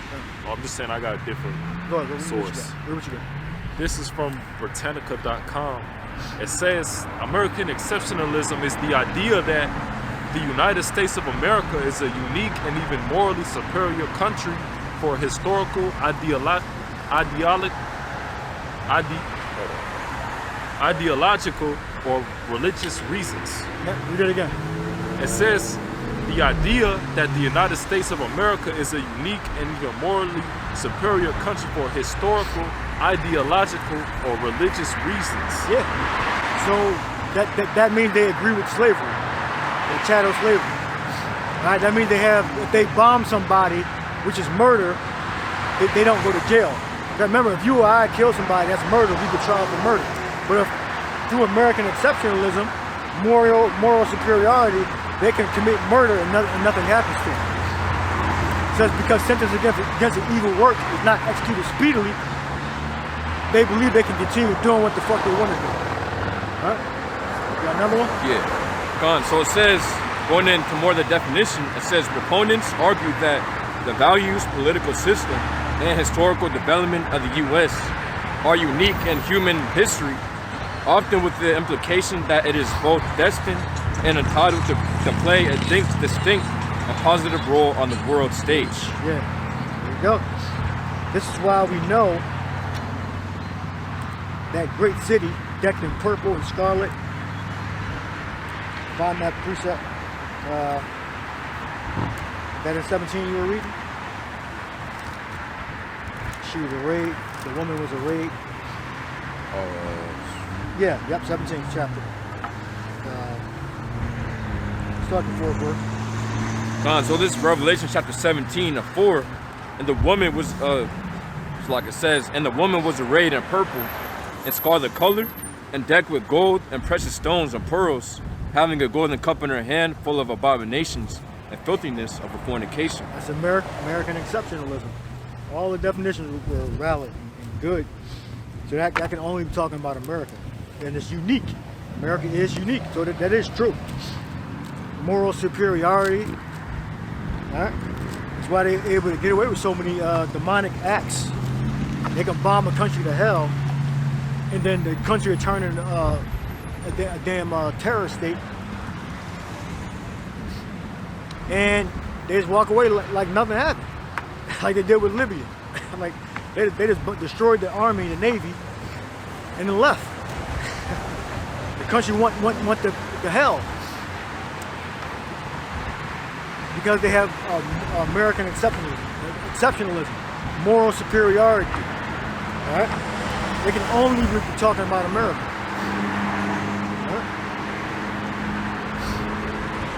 All right? Now, yeah, Russians' form of colonialism was the Soviet Union, but that was on a far smaller scale than America's.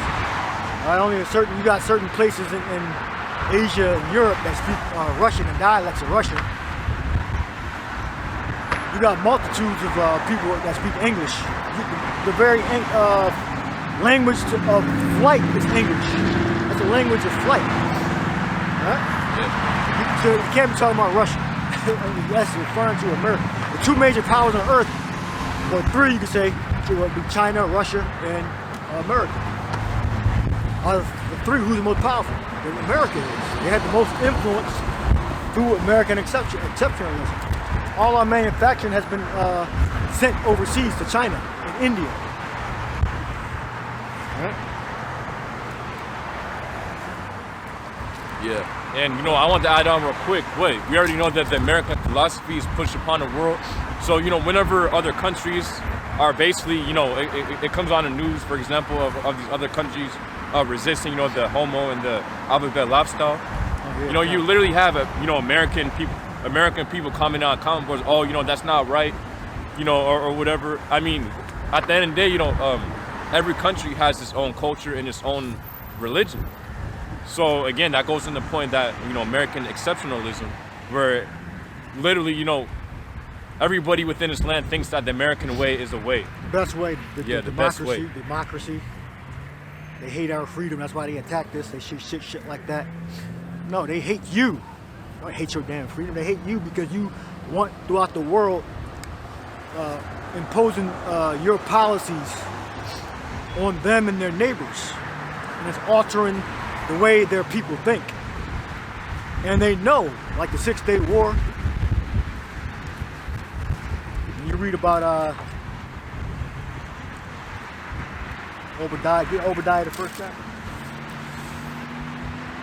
Ambassador sent among the heathen. Is that Obadiah? That was talking about when the so-called Jays went back into the land. And they had that whole, the mini Middle East war. Right?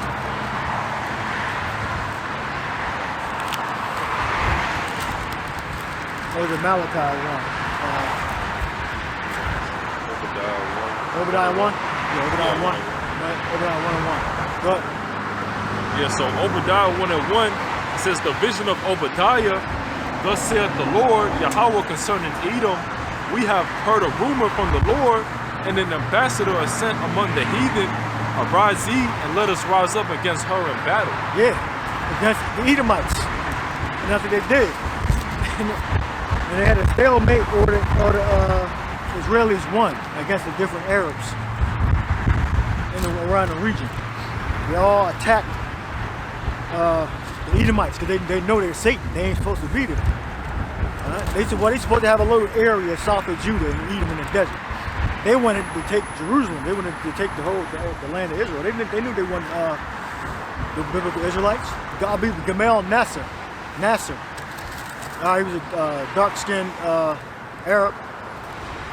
All right, I believe he made the Gamal. I might be getting them mixed up, but Gamal Nasser. I believe Nasser was the name. His name.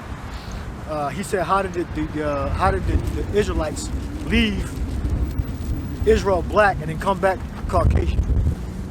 You know? How did that happen?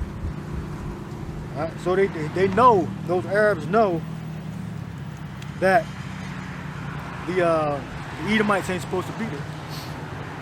All right? Now they have a pact. Now they work together behind the scenes. Wanna get some rain? Because, you know, I was observing and I heard somebody say this and say, why is Vladimir Zelensky still alive? Shouldn't they have bombed his fucking whole, the city where he at? Shouldn't they have bombed him to fucking hell? They could have did it really easily. Send a hypersonic missile, it's totally evict. So the Russians, they all have a deal behind the scenes where they're not going to attack certain areas. They could easily just kill Zelensky if they wanted to. All right? And that's how we know that when they institute the RFID implant microchip, all right, they're all going to agree. Right? They're all going to agree. All right, it's not going to be just in America or just in Europe. No, the Russians are going to agree. The different African, South American nations are going to agree, right, on the implant chip being the new means to make financial transactions. Right? Go to Revelation. You got a precept? No. Go to Revelation 13, 15. So this Revelation chapter 13 and 15. So it says, and he had power to give life unto the image of the beast, that the image of the beast should both speak, cause that as many as will not worship the image of the beast shall be killed. Yeah, man, you gotta worship the system. The system that says you have to be like when you look up the executive orders, it tells you that they can organize people in a work brigade. They can take over transportation. All right, whatever the system says you got to do, you have to do. Which includes taking the RFID implant microchip. All right, you gotta go with the program. All right, worship means, I believe, to kiss the hand. Look up our worship. Definition of worship: to prostrate yourself, bend down, bow, pledge allegiance. All right, read the verse again. Gone. It says Revelation chapter. You look up our worship. Revelation chapter 13 and 15. It says, and he had power to give life unto the image of the beast, that the image of the beast shall both speak, and cause that as many as will not worship the image of the beast shall be killed. Yeah, the original beast was the pagan Roman Empire. All right, you had a democracy. All right, which remember the democracy turned into empire or emperor. Emperor is the same thing as a king. I mean, that's the thing. See, that's another thing that slipped past your fucking head, man. It was a guy, you're talking about some democracy. It was a fucking, the emperor. They were emperors, right? Look up how many emperors were in Rome. They tricked you. Just like they tricked you with the so-called Jew being your friend. Being friends to the Christians. They got a different religion. if the so-called Jews don't become Christians, all the so-called Jews go to hell, right? But they tricked you like there was some type of unity. The so-called Jew believes that you're less than a drop that falls from a bucket. Okay, less than a drop of water. That's how the so-called J thinks of the Goyim, the Gentiles. There's no unity because it's a different religion, and they tricked you also that this is a real democracy. That America is framed after the Roman Empire. All right, which was a democracy, then it turned into a damn dictatorship. So look, read that. What I did again? 70 emperors. Look up the definition of emperor. Gone. So the definition of emperor. Constitutional monarch. You probably say something like that. It says a sovereign ruler of great power and rank, especially one ruling an empire. Yeah. Is there more on that? Or? It's also they get into the origin. It says from Old French impere, from Latin imperator, military commander. Military commander. Well, president. All right. So look up what powers did an emperor have. Emperors of Rome, specifically. That's all I'm saying. Say to read Revelation. What did I say it again? Worship in the Worship. Greek. Yeah, worship. Yeah, so that word, it's a proskuneo. It's a the definition to kiss the hand towards one in token of reverence. Token of reverence, kiss the hand, right? Among the Orientals, especially the Persians, Right. to fall upon the knees and touch the ground with the forehead as an expression of profound reverence. Yeah, so whatever the system produces, the laws, rules, regulations, all right, you gotta follow. All right? So read the verse again. Gave life. What? Oh, the verse of The verse. Revelation 13 and 15. It says, and he had power to give life unto the image of the beast, that the image of the beast should both speak and cause that as many as would not worship the image of the beast should be killed. Right. So if you're not following the program, the laws, rules, regulations of the image of the beast, okay, which is American laws, all right, you're gonna be put to death. All All right, and it's going to come a day where they're going to make the arm for the microchip, the mark of the beast, mandatory.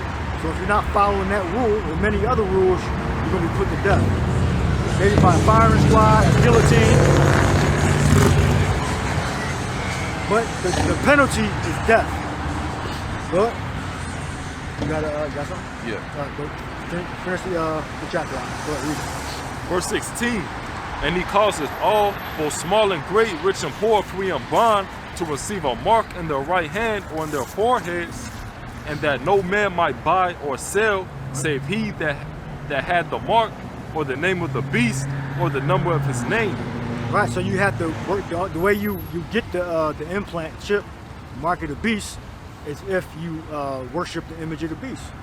Right? Meaning you got to follow all the rules that they say. So if they say one day there's some type of terrorist attack and cyber attack and food is only in one place, and we got to make sure every family gets a certain amount of food, they're going to regulate that through some type of electronic system. And we believe that system is going to be the implant chip. All right? That's how they're going to track how much money is spent. All right? So you can't cheat the government out of taxes no more either. But right now, like say if you own a small business and you do your own taxes, you can write off expenses that you really don't have, that the government can't prove. All right? So they can't prove it, so the government losing money. How many you can look at how many they hired. I think last year they hired thousands of new tax collectors to check up on taxes to get their money. Look up how much Americans owe in taxes. But read that first. Look at them. How much taxes do Americans owe? And you read what you got. Khan, so it says the emperor's tribunician powers gave him power over Rome's civil apparatus, as well as a power to preside over and thus dominate the assemblies and the Senate. Right. So the emperor was like the president. You can say like the president. Right. So he can get you executed by several means. He could, if he has control over the Senate, the Senate have control over the other bodies. They can come down the line where if you're accused of a crime, they can have you arrested, they can have you chipped, and then they can have you put to death. Just because you take the chip don't mean you're going to survive. Right? Because remember, Esau's the devil. Revelation 12 and 12. Right? I'll read 12 and 12 real quick. Don't think if you take the chip that you're safe. Some people might take safety in that. Well, I can take the chip and live. Revelation 12 and 12. And then you can read what you got. Therefore rejoice ye heavens, and ye that dwell in them.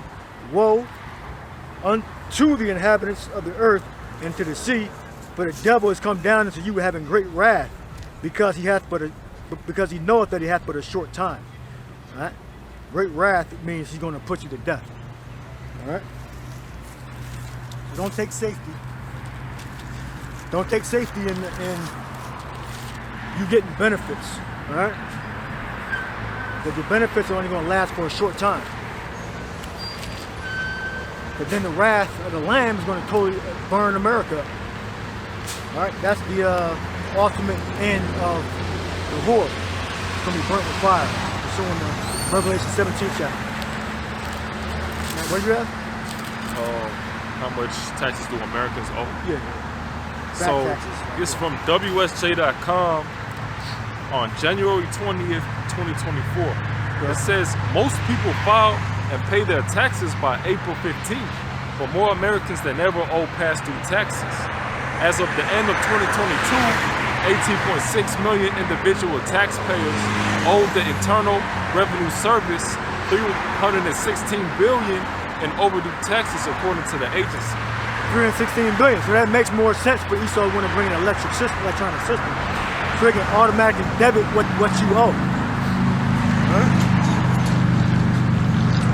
You got me up? Oh yeah, I want to get.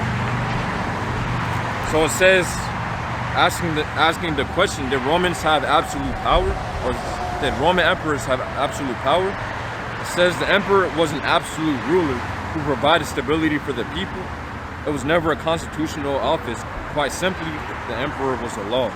Okay, well, yeah, I'm sure he still had certain checks and balances if you were a Roman citizen, but he was an absolute ruler.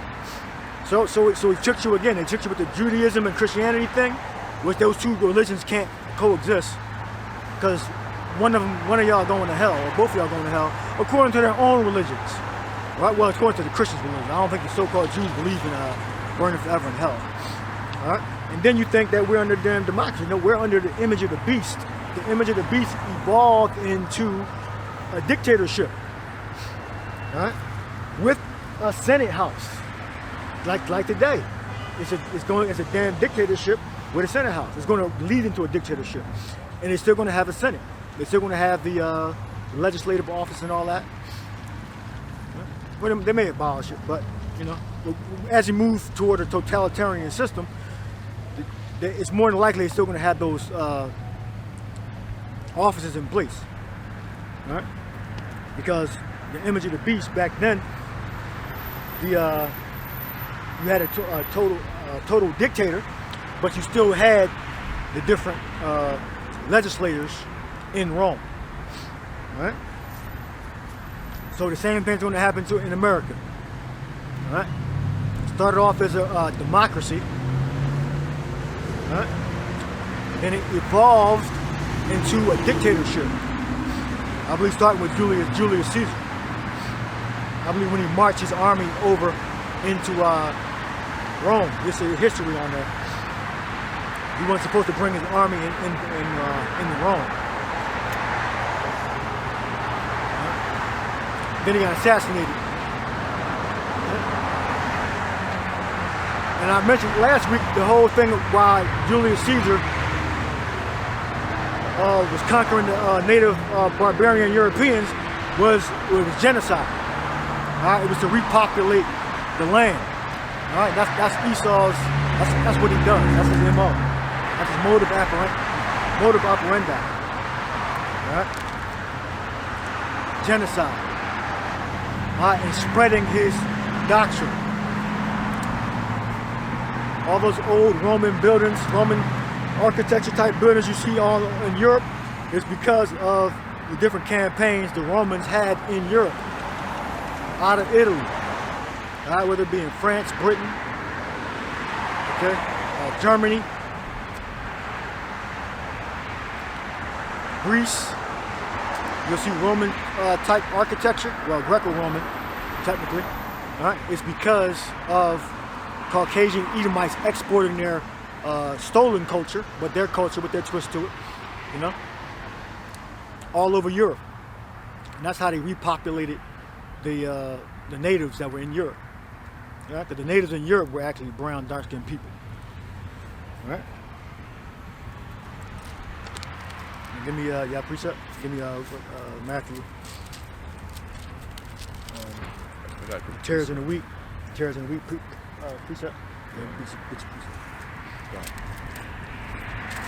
It says Mark chapter 8 and 34. It says, and when he had called the people unto him with his disciples also, he said unto them, whosoever will come after me, let him deny himself and take up his cross and follow me. For whosoever will save his life shall lose it, but whosoever shall lose his life for my sake in the Gospels, the same shall save it. Yeah, cross. Look up cross. It means to be exposed to danger. Right? So we're exposed to danger. Anything can happen. You can have racist gang member cops. There are a lot of cops are in gangs. All right?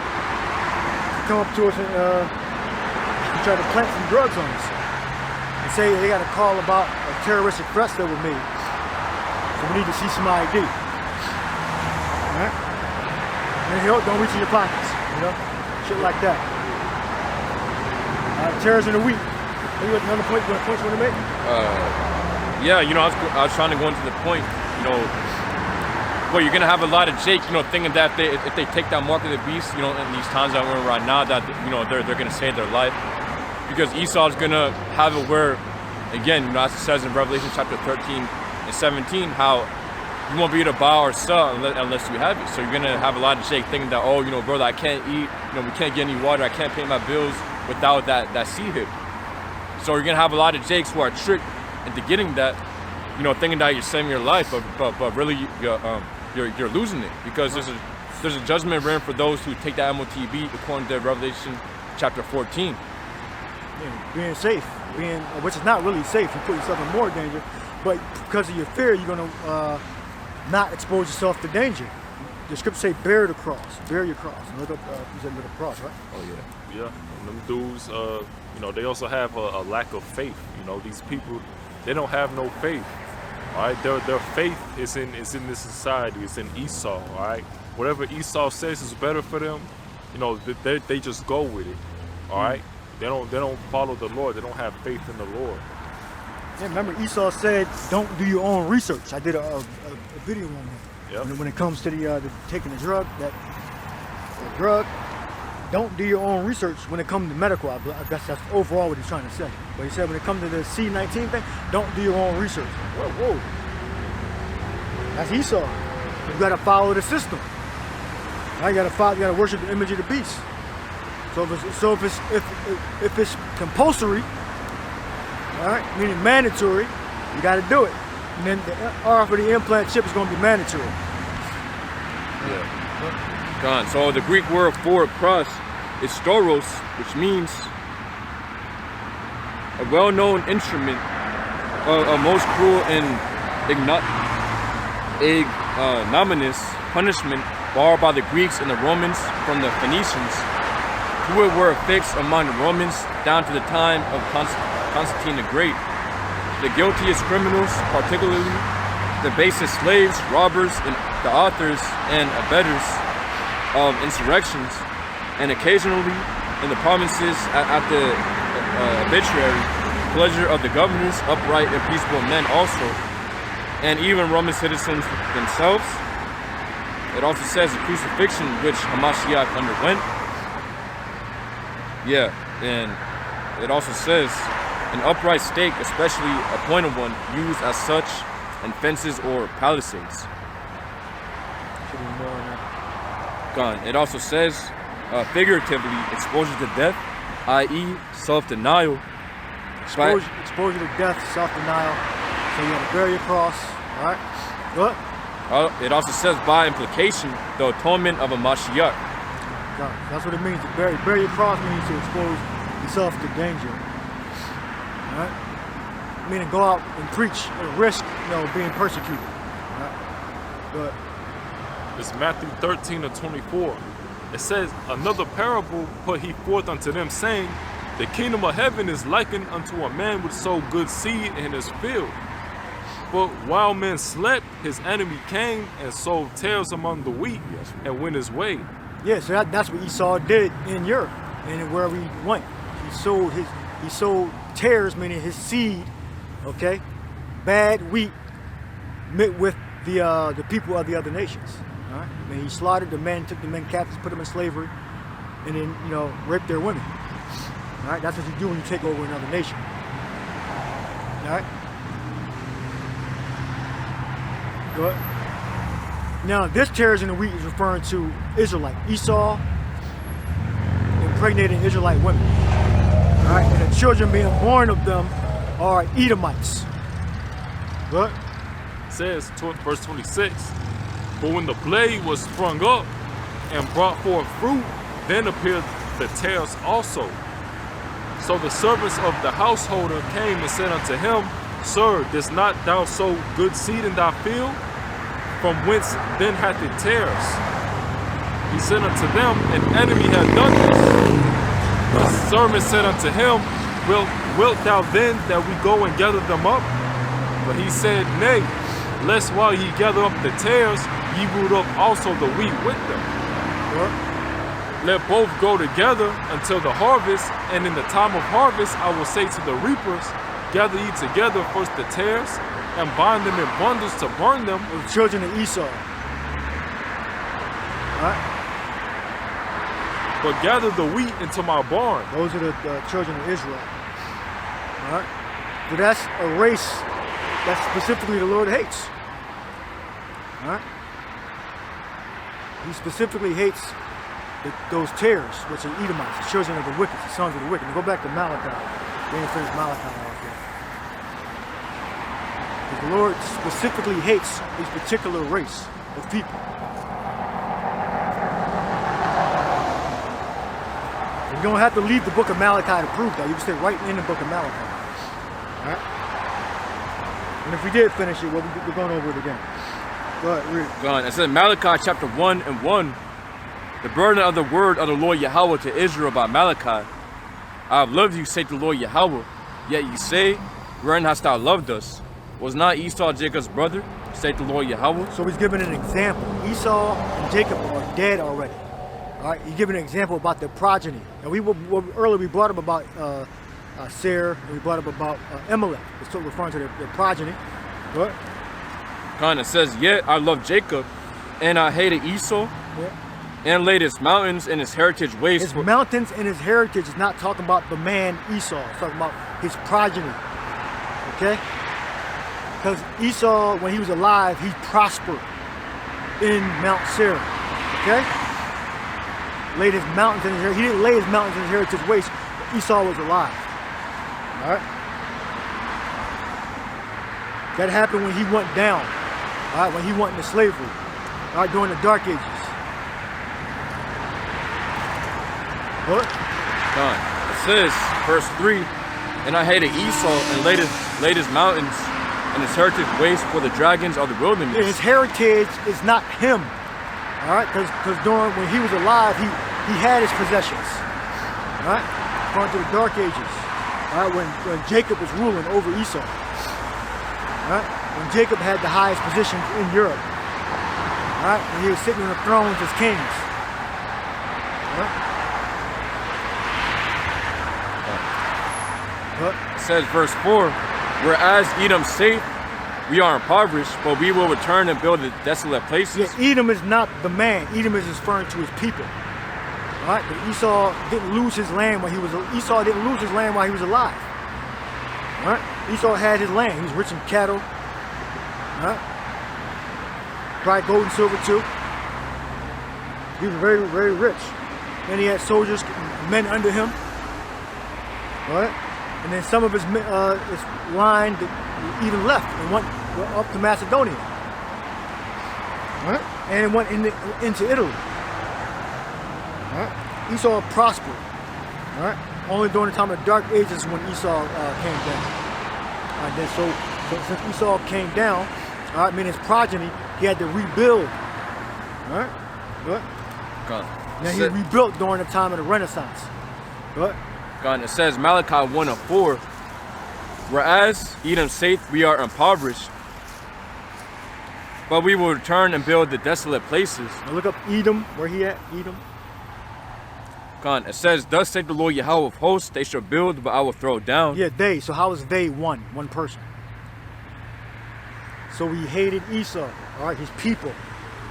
All right, read Edom. Good. Let's go through the definition. Edom is pronounced Adawam. So it says Edom, red, Edom, Edomite, Idumean, descendants of Esau. Descendants of Esau, that's it. Go ahead, some more. Land of Edom, Idumea, land south and east of Palestine. Yeah, so he hates a specific race. All right. And go back. It says, Malachi 1 and 4 continuing, they shall build, but I will throw down. Yep. And they shall call them the border of wickedness, and the people against whom the Lord Yahweh hath indignation forever. Forever. So you have indignation. We look up indignation. Forever against someone, that means you hate them. Because if you have indignation, that means you're going to be constantly fighting them, beating them down, taking from them, hurting them. You don't do that to somebody you love. All right, so that's the race that the Lord specifically hates, not just one man, his progeny. I got some for the Strong's definition. Yeah, go ahead. It says Edom, the elder twin brother of Jacob, hence the region Idumea occupied by him, Edom, Edomites, Idum. Just going into Edom, just proving Edom. It says Edom, the elder brother of Jacob. So it's not just, Esau's not separated from his descendants, you know? So, Esau and his descendants.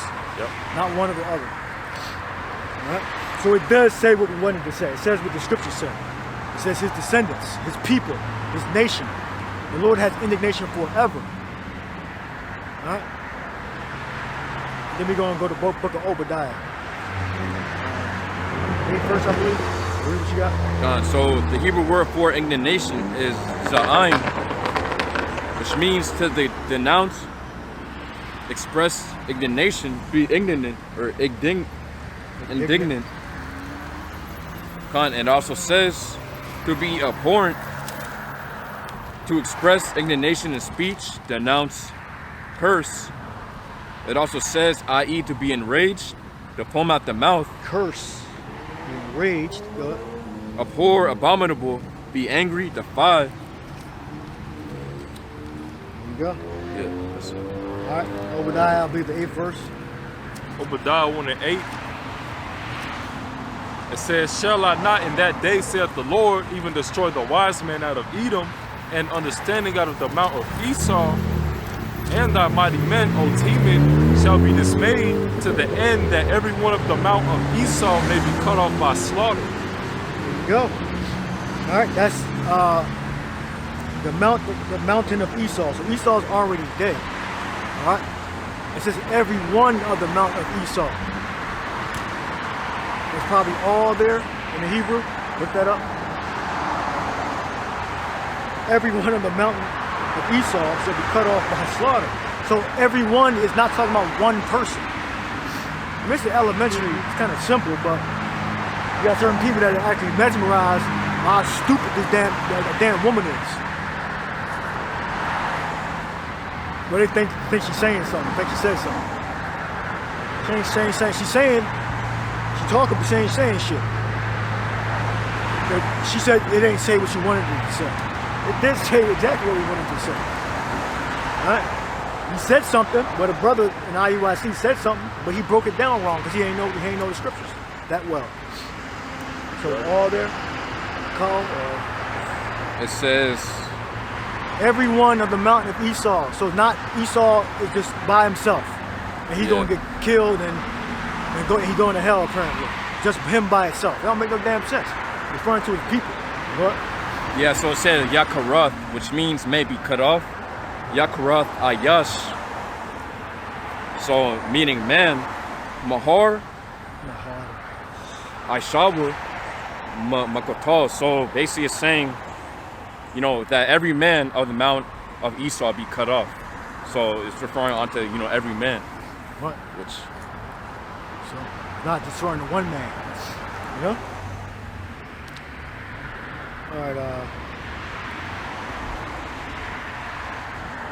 the 18th verse. Are you done with that verse? You could read the 10th verse too. I go. can read that. Go. It says, Then go to 18 after that. God, it says, verse 10, for thy violence against thy brother Jacob's shame shall cover thee, What? There's more hatred. What? and thou shalt be cut off forever. There you go. And thou shalt be cut off forever. All right. So that's the race that the Lord specifically hates. 18th verse. Verse 18, it says, and the house of Jacob shall be a fire, and the house of Joseph a flame, and the house of Esau for stubble. It's more hate. The house of Esau. Look up house. Let's just say progeny or something like that. Not Bayath, right? Go. Read the verse again. 18. And the house of Jacob shall be a fire, and the house of Joseph a flame, and the house of Esau for stubble, and they shall kindle in them, and devour them, and there shall not be any remaining of the house of Esau, for the Lord has spoken it. Pure hate. All right. So the house of, so it's not just talking about Jacob and Joseph. It's talking about their progeny. It's the house. She's so simple. It names a person, and she's saying it's just talking about just the person. Context is everything. All right. So you got the house. so it says Bayah, which means, course, it means house, dwelling, habitation of human bodies, figuratively. It also says household, family, to those belonging to the same household. Family of descendants as organized body. Yeah. Organized body is your progeny, your children. All right, so it's simple, you know, but you gotta constantly explain things over and over and over again. All right, that's all we're gonna do. All right, we're gonna come out here and we're gonna keep bringing out the same scriptures, same parables, same prophecy. All right, over and over again. That's what the Bible does. It just repeats itself over and over again. All right, that's how you remember. All right, and that's how you believe. Give me how can they hear without a preacher? How can thou hear? How can he believe? If you have to hear the prophecies over and over again, and we'll get ready to wrap up. Two more scriptures. This is Romans 10 and 14. Yeah. It says, how then shall they call on him in whom they have not Jeremiah believed? 15. And how shall they believe in him of whom they have not heard? And how shall they hear without a preacher? Yeah, you need a preacher. All right, we get with repetitious prophecies, laws. All right. Read Jeremiah 15. God, Jeremiah 15 and 1. Then said the Lord Yahweh unto me, though Moses and Samuel stood before me, yet my people could not be toward this people. Cast them out of my sight and let them go forth. What? And it shall come to pass, if they say unto thee, whither shall we go forth? Then thou shalt tell them, thus saith the Lord Yahweh, such are for death to death, and such are for the sword to the sword, and such are for the famine to the famine, and such are for the captivity to the captivity. Yeah, that's what's going to happen to 2/3 of Israel in Babylon, right? They're going to meet the sword, right? And they're going to take the chip. They're going to take the implant. That's the hour of temptation. Now give me the hour of temptation. Third chapter. 3 and 10. I think there's something out there.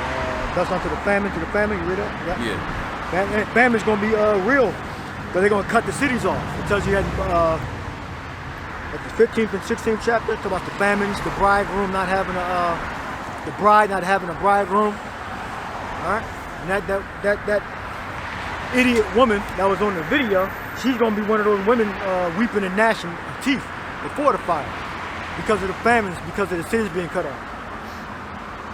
Right? Yeah. Well, you got Micah 7 and 9 that speaks about, you know, basically that the woman saying, you know, where's the Lord that power? You know, in that spirit, you know, basically rejecting this truth. Yeah. And they're in league with Esau. That Esau say the same thing. We the children of God, why y'all so fucked up? Y'all the sons of Yahweh, Bashem Yahushua, why y'all so fucked up? So the woman is in league with Satan. Another example of that too, you know, when Job was going through his trial, you know, his wife, you know, was scoffing, you know, told him, told him to, you know, curse the Lord and just die, you know. But hey, that's why a woman, you know, isn't out in the forefront to be a prophet, all right? You know, and a woman shouldn't be able to teach, all right? Because they don't have the mind of a man. 16. All right, of the man of the Lord. So, Jeremiah. Yeah. Read what you got. What I say again? 3 and 10. Yeah, read it. Yeah. Revelation 3 and 10, it says, because thou hast kept the word of my patience, I also will keep thee from the hour of temptation, which shall come upon all the world to try them that dwell upon the earth. Yeah, we believe that's the implant microchip. But that's going to be the mark. That's going to. That's how you're going to sell your body, your soul to Satan. That's the ultimate sin and disrespect to the Most High, to Yahweh Shah, to the Son, by selling your soul, which is your body in that sense. All right, saying you're property of another man, taking his mark with the devil of all people. All right. Go to Jeremiah, back to Jeremiah. God, Jeremiah 16 and 4, it says, they shall die of grievous deaths. They shall not be lamented. Go 16 and 1. It says Jeremiah chapter 16 and 1, the word of Lord Yahweh came also unto me, saying, thou shalt not take thee a wife, neither shalt thou have sons or daughters in this place. For thus saith the Lord Yahweh concerning the sons and concerning the daughters that are born in this place, and concerning their mothers that bear them, and concerning their fathers that begat them in this land. They shall die grievous deaths. They shall not be lamented. It says, neither shall they be buried, but they shall be as dung upon the face of the earth. Yeah, a lot of them met that destruction when Israel was taken down by the Assyro-Babylonians. What? And they shall be consumed by the sword and by famine, and the carcasses shall be meat for the fowls of heaven and for the beasts of the earth. Yeah, and that's going to happen again. We're going to have another hour of temptation, another kingdom coming against our nation.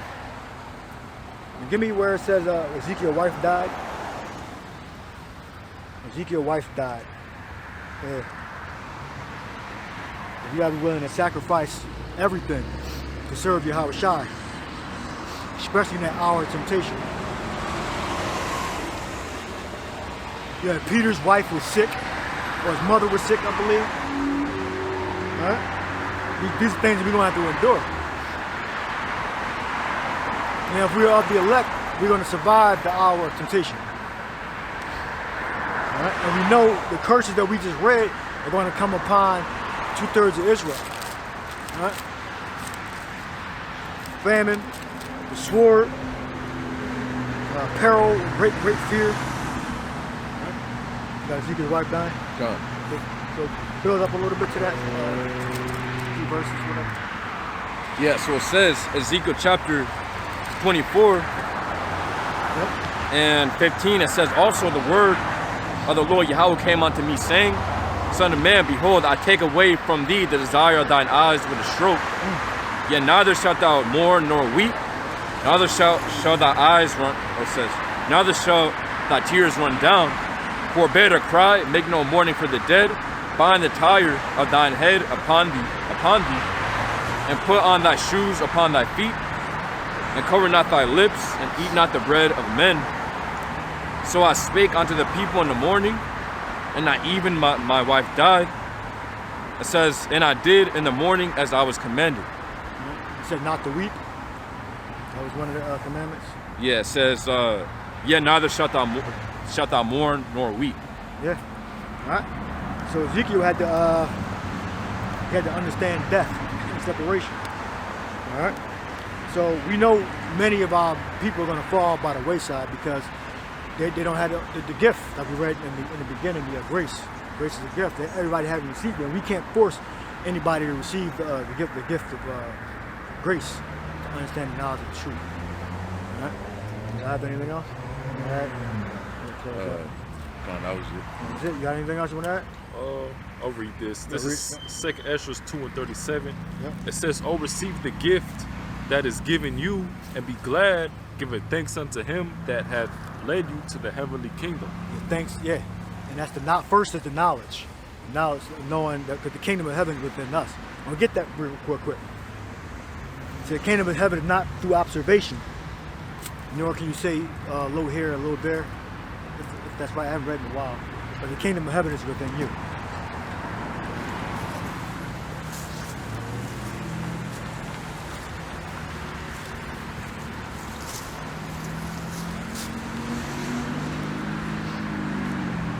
Read your verse again. 2nd Esdras 2:37. It says, "Oh, receive the gift that is given you, and be glad, giving thanks unto him that hath led you to the heavenly kingdom." And give thanks unto him that has led us to the heavenly kingdom. That only applies to the Israelites. That doesn't apply to the heathen. The heathen are going to be serving slavery. Just ask the so-called Jews.